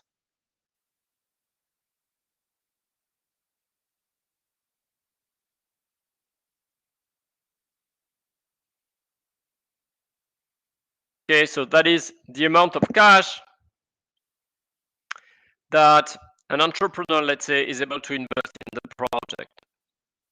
But that guy, in order to realize a project, must invest more than A, capital A. So that guy needs to borrow money from outside investors. So the investment yields are in case of success and zero in case of failure.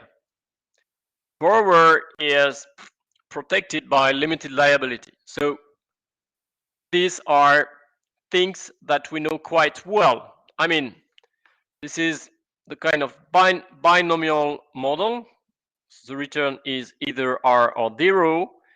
And in case it is a failure, the entrepreneur cannot pay anything to lenders because thanks to the limited liability which protect him or her. Okay.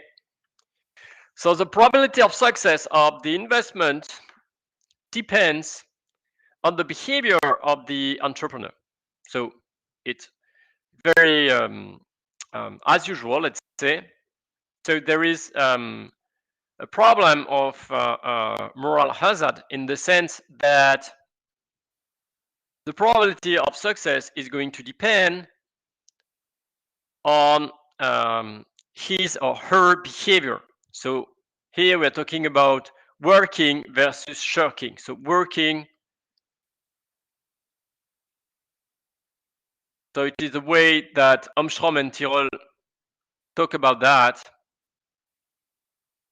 So working is behaving well, while shirking is behaving badly. Okay. Of course, if there is a good behavior, probability is pH. So this is in case of good behavior, while in the other case, got PL.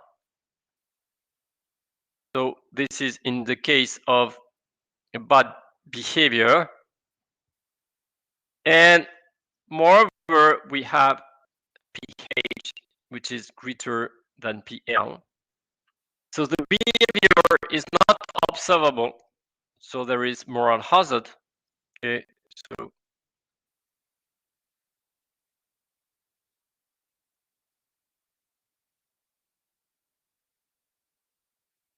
the entrepreneur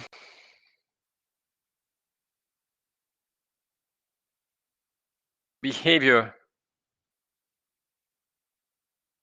is not observable outside the firm.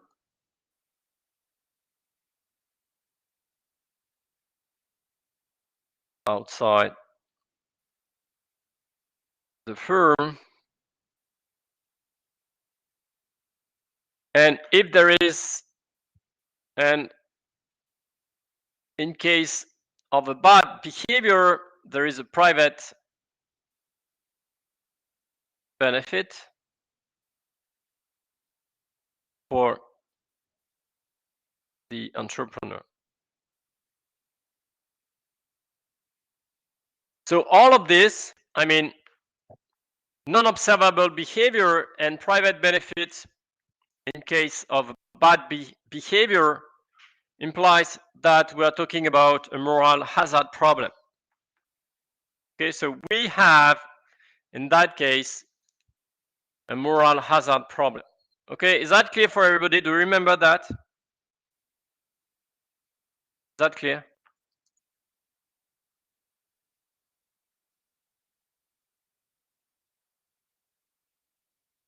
Okay.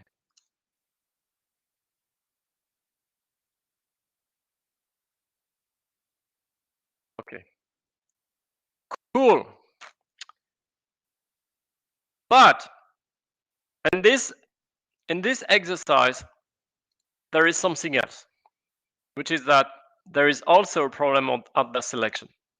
So let me now talk about the other problem, I mean the problem of adverse selection.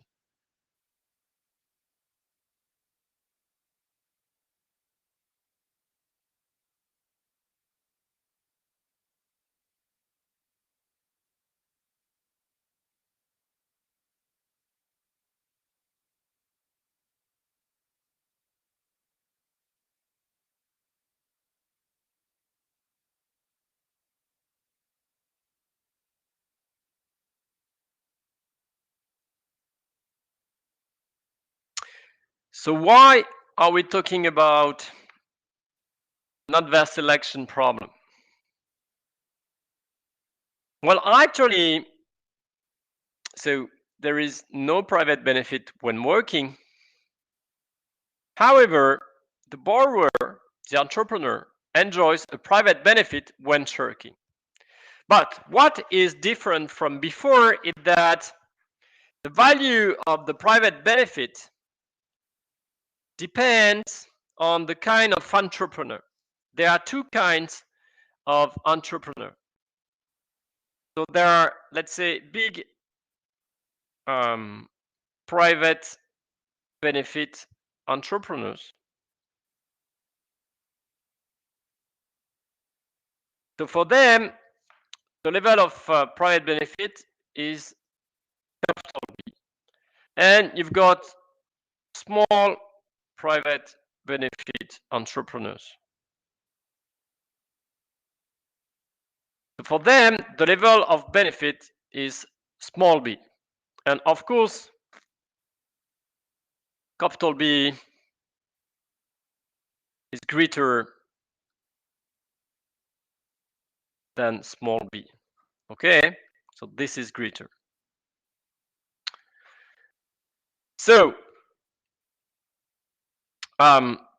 for any, let's say, for any entrepreneur, behaving badly yields a private benefit. But the value of this private benefit depends on the type of the entrepreneur.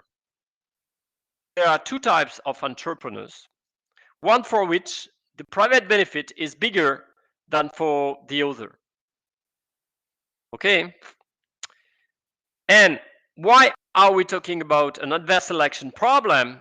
Because actually, if you are an outside investor, you don't know when someone is asking for, when an entrepreneur is asking for a loan, you don't know whether you are facing a big private benefit entrepreneur or a small private benefit entrepreneur.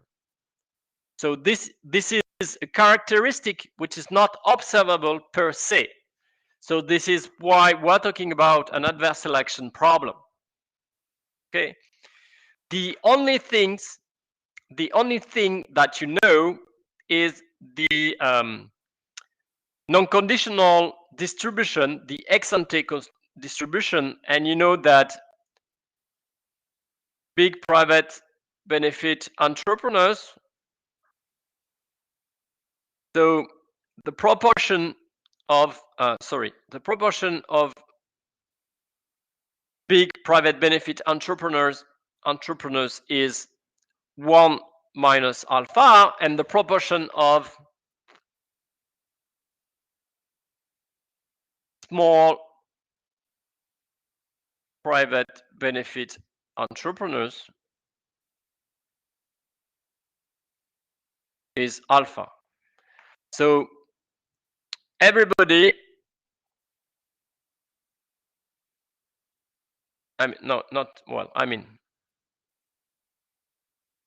lenders know the ex-ante distribution between big private benefit entrepreneur and small private benefit entrepreneurs. But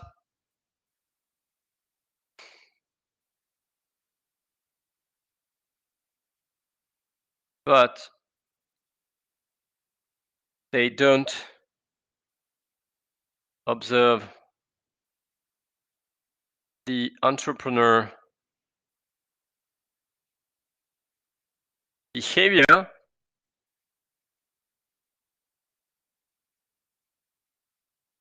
So there is moral hazard, and they don't observe directly type of the entrepreneur. In that case, there is an adverse selection problem.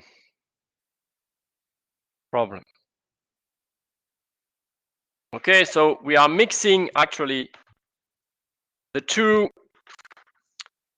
very usual problems all together. Okay. So everybody is risk neutral, does not discount the future, and is protected by limited liability. Moreover, lenders are competitive, which implies that they are going to agree. They agree to grant. They agree to grant financing whenever their expected profit is just positive. Okay. So is that clear for everybody? Is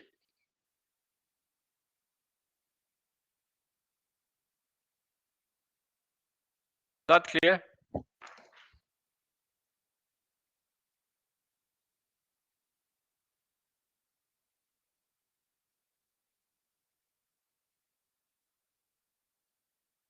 Is that clear for you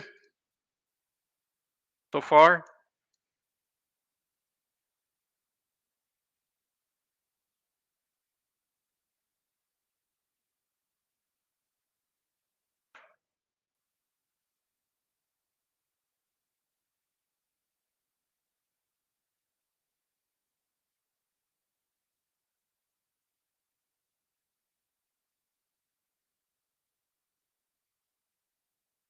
Okay, so if there is no question, I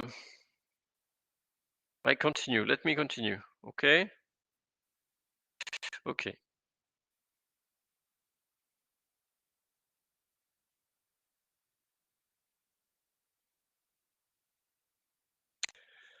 Okay.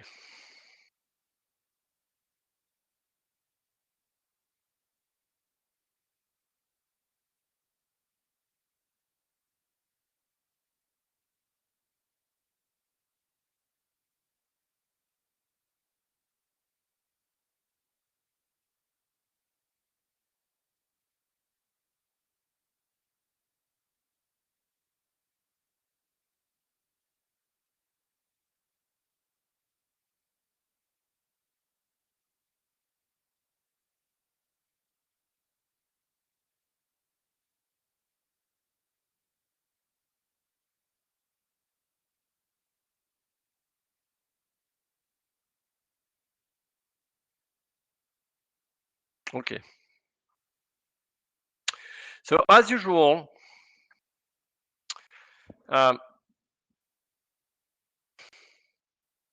if the entrepreneur shirks, the NPV is always negative. Even so, why is it the case? Because even if you include the non-transferable private benefit, so actually this is bigger than the NPV. This is already negative. So necessarily the NPV is going to be negative. Okay. So here we have two inequalities. Moreover, there is another inequality which is written over there. And the question is to show that these two conditions imply that there is no landing actually in equilibrium. Okay, that is what we want to understand. Okay, so let me open something else.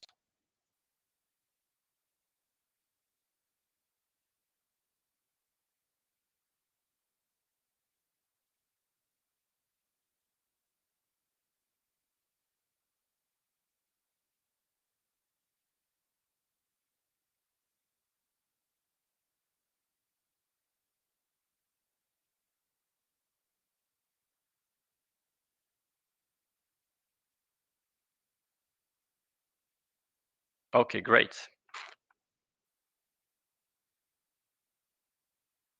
Okay, so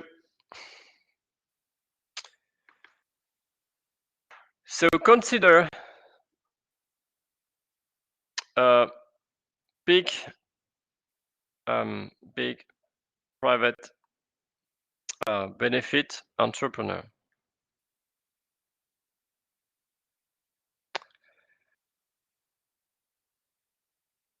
And we are going to write the incentive compatibility constraint of this kind of entrepreneur. So denoting R lenders. So the expected gain of an entrepreneur if he or she chooses to work is PH. So in our case, this is, I don't remember exact, sorry. This is,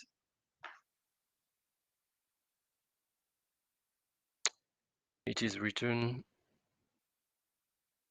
R.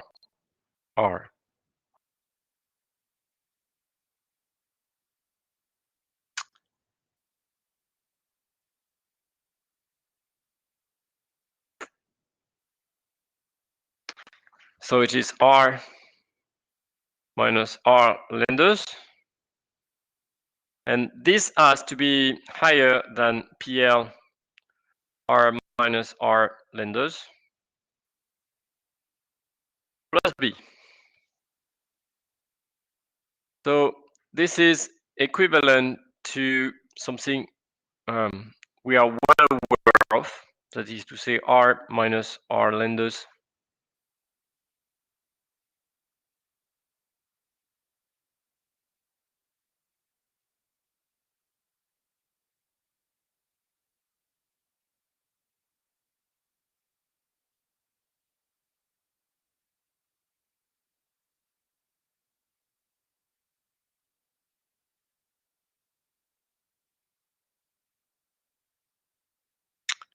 then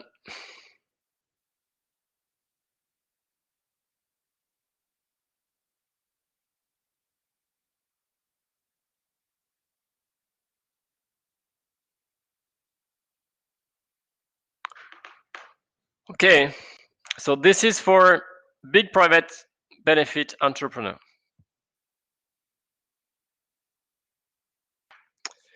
So what about now consider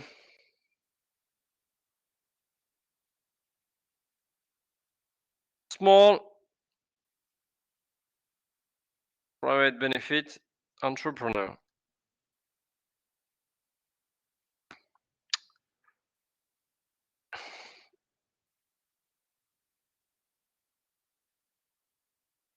So for them, the incentive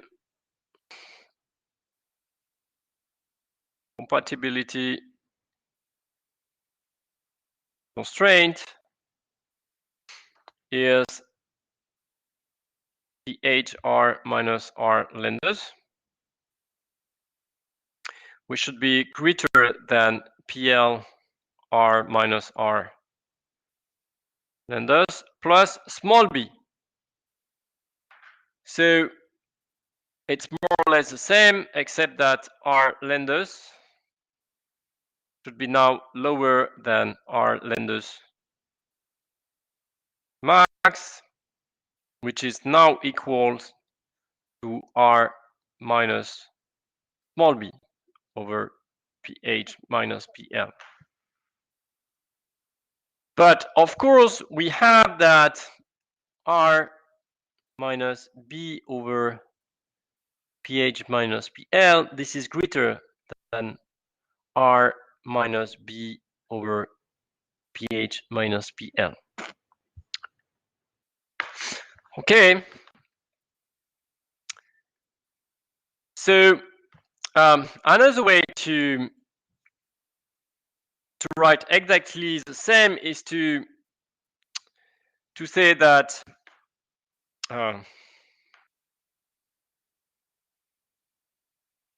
so this is repayment to lenders in case of success.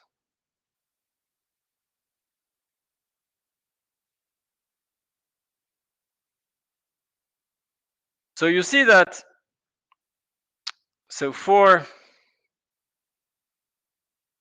the entrepreneur, it is equivalent to receiving R minus B, well, capital B over PH minus PL, which is equal to B over PH minus PL, 0,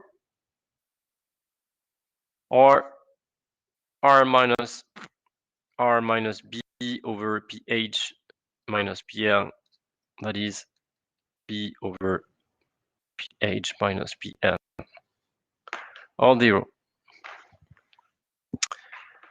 So this is what, so what is in blue corresponds to what an entrepreneur receives in case of success. Okay. So you see that a financing contract is what is called a sharing rule contract.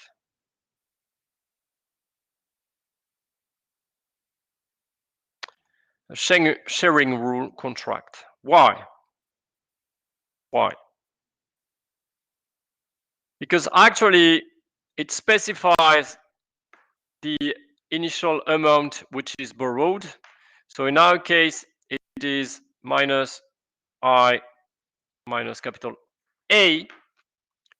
And then, so there is R lenders and R minus R lenders,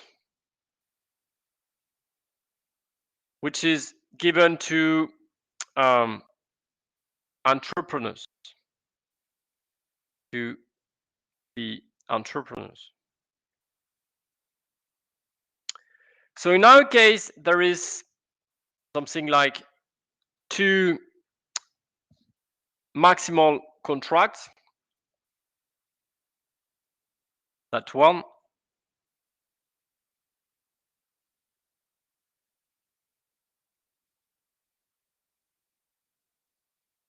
So this is, let's say, contract 1, and you've got contract 2,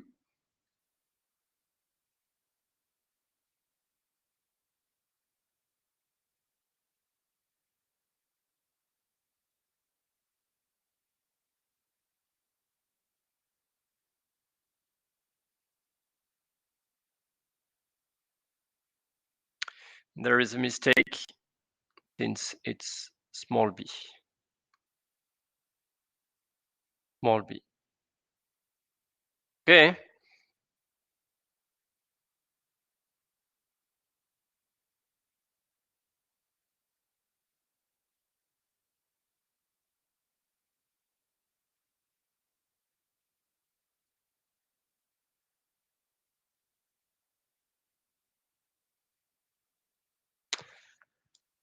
So you see that if contract 1 is offered,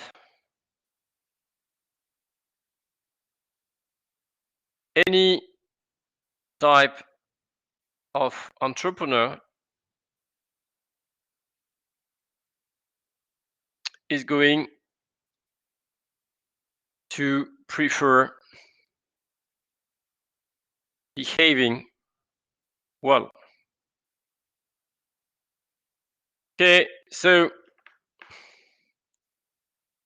the probability of success of project, a finance project, is going to be alpha. So alpha is the probability of being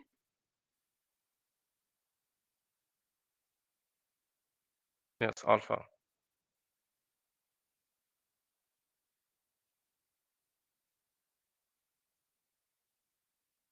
Alpha times probability of work, knowing that it is small private benefit entrepreneur, plus 1 minus alpha times probability of work, knowing that it is a big private benefit entrepreneur. But with contract 1, both of them prefer to work. So it is alpha pH plus 1 minus alpha pH. It is pH. So the pledgeable income, we already talked about that, is pH times R minus G over pH minus PL. But this is lower than capital I minus capital A. So this implies, well, this inequality, this implies that the participation constraint of lenders, of the lenders, is not satisfied, and there is no financing. There is no financing with contract 1.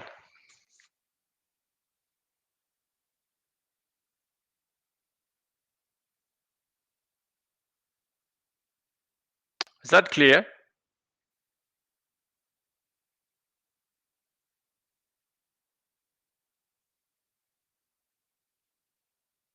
No financing with contract 1. So the other possibility is to offer contract 2. Okay.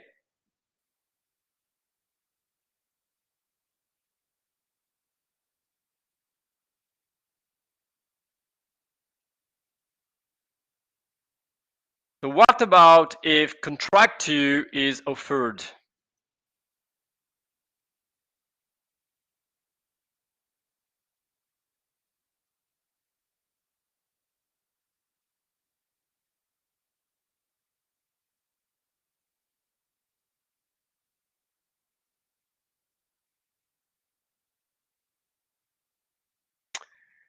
If contract 2 is offered,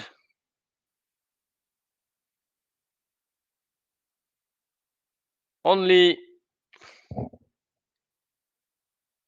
small private benefit entrepreneurs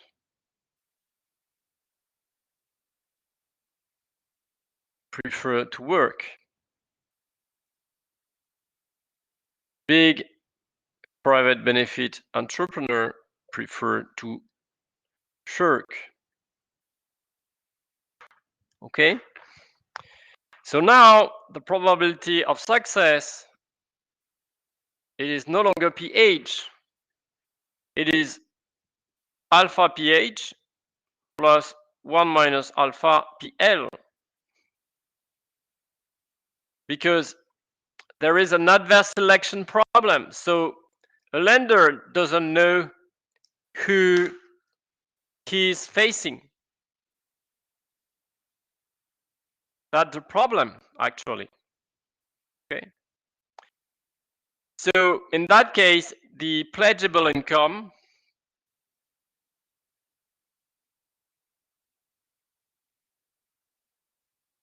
becomes alpha pH plus 1 minus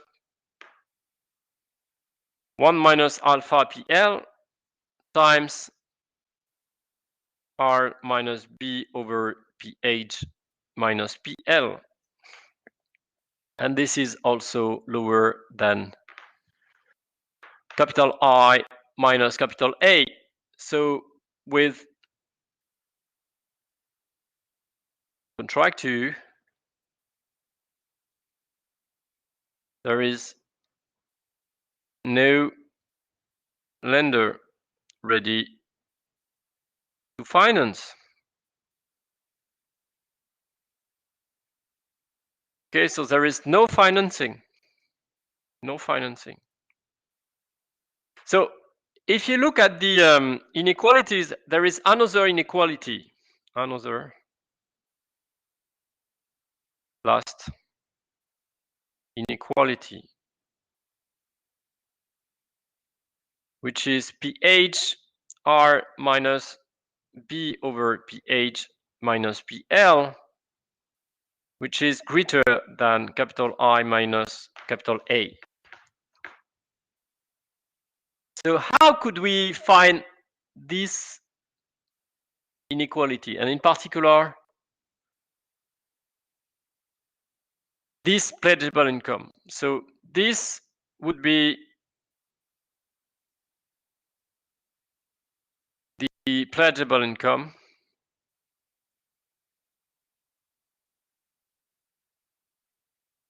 of small private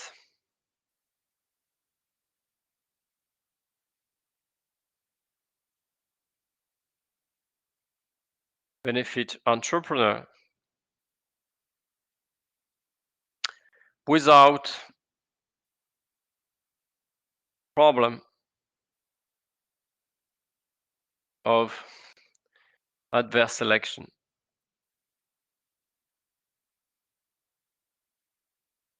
In other words, without a problem of adverse selection, small private benefit entrepreneurs would obtain financing through the use of contract 2, but big private benefit entrepreneurs would not be financed. Be financed.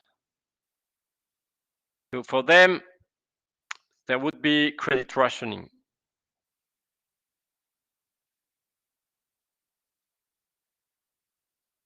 Okay.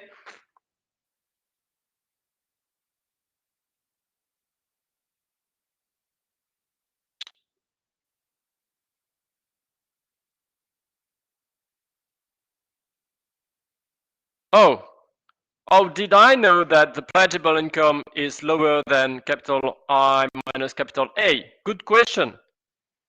But the answer is really easy. I know that because it is written on the exercise. Let me show you again.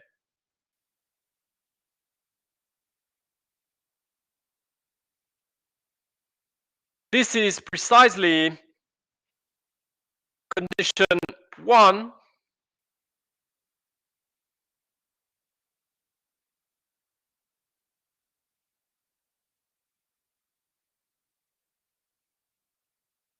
This is not always the case in reality, but it corresponds to part of condition 1 and condition 2. Okay, this corresponds to condition 1 and condition 2. Okay, is that clear for you?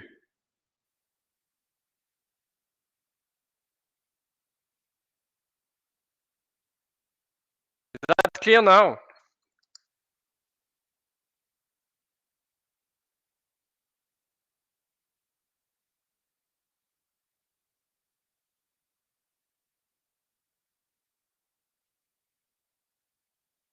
Okay, great. Other questions? It's time.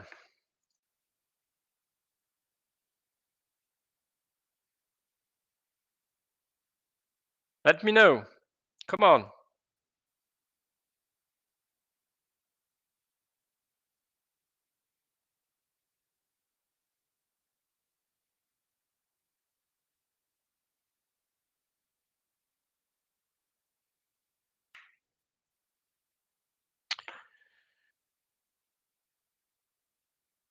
Well, if you don't have any more question, let's say we're going to stop now until tomorrow for the last normal lecture, and then another question and answer Q&A session on the 26th of May. Is that okay for you?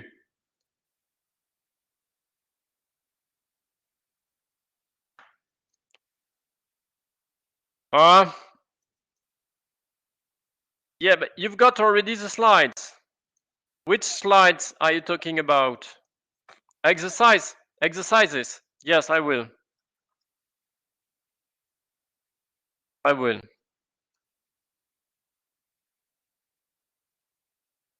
Okay, I will.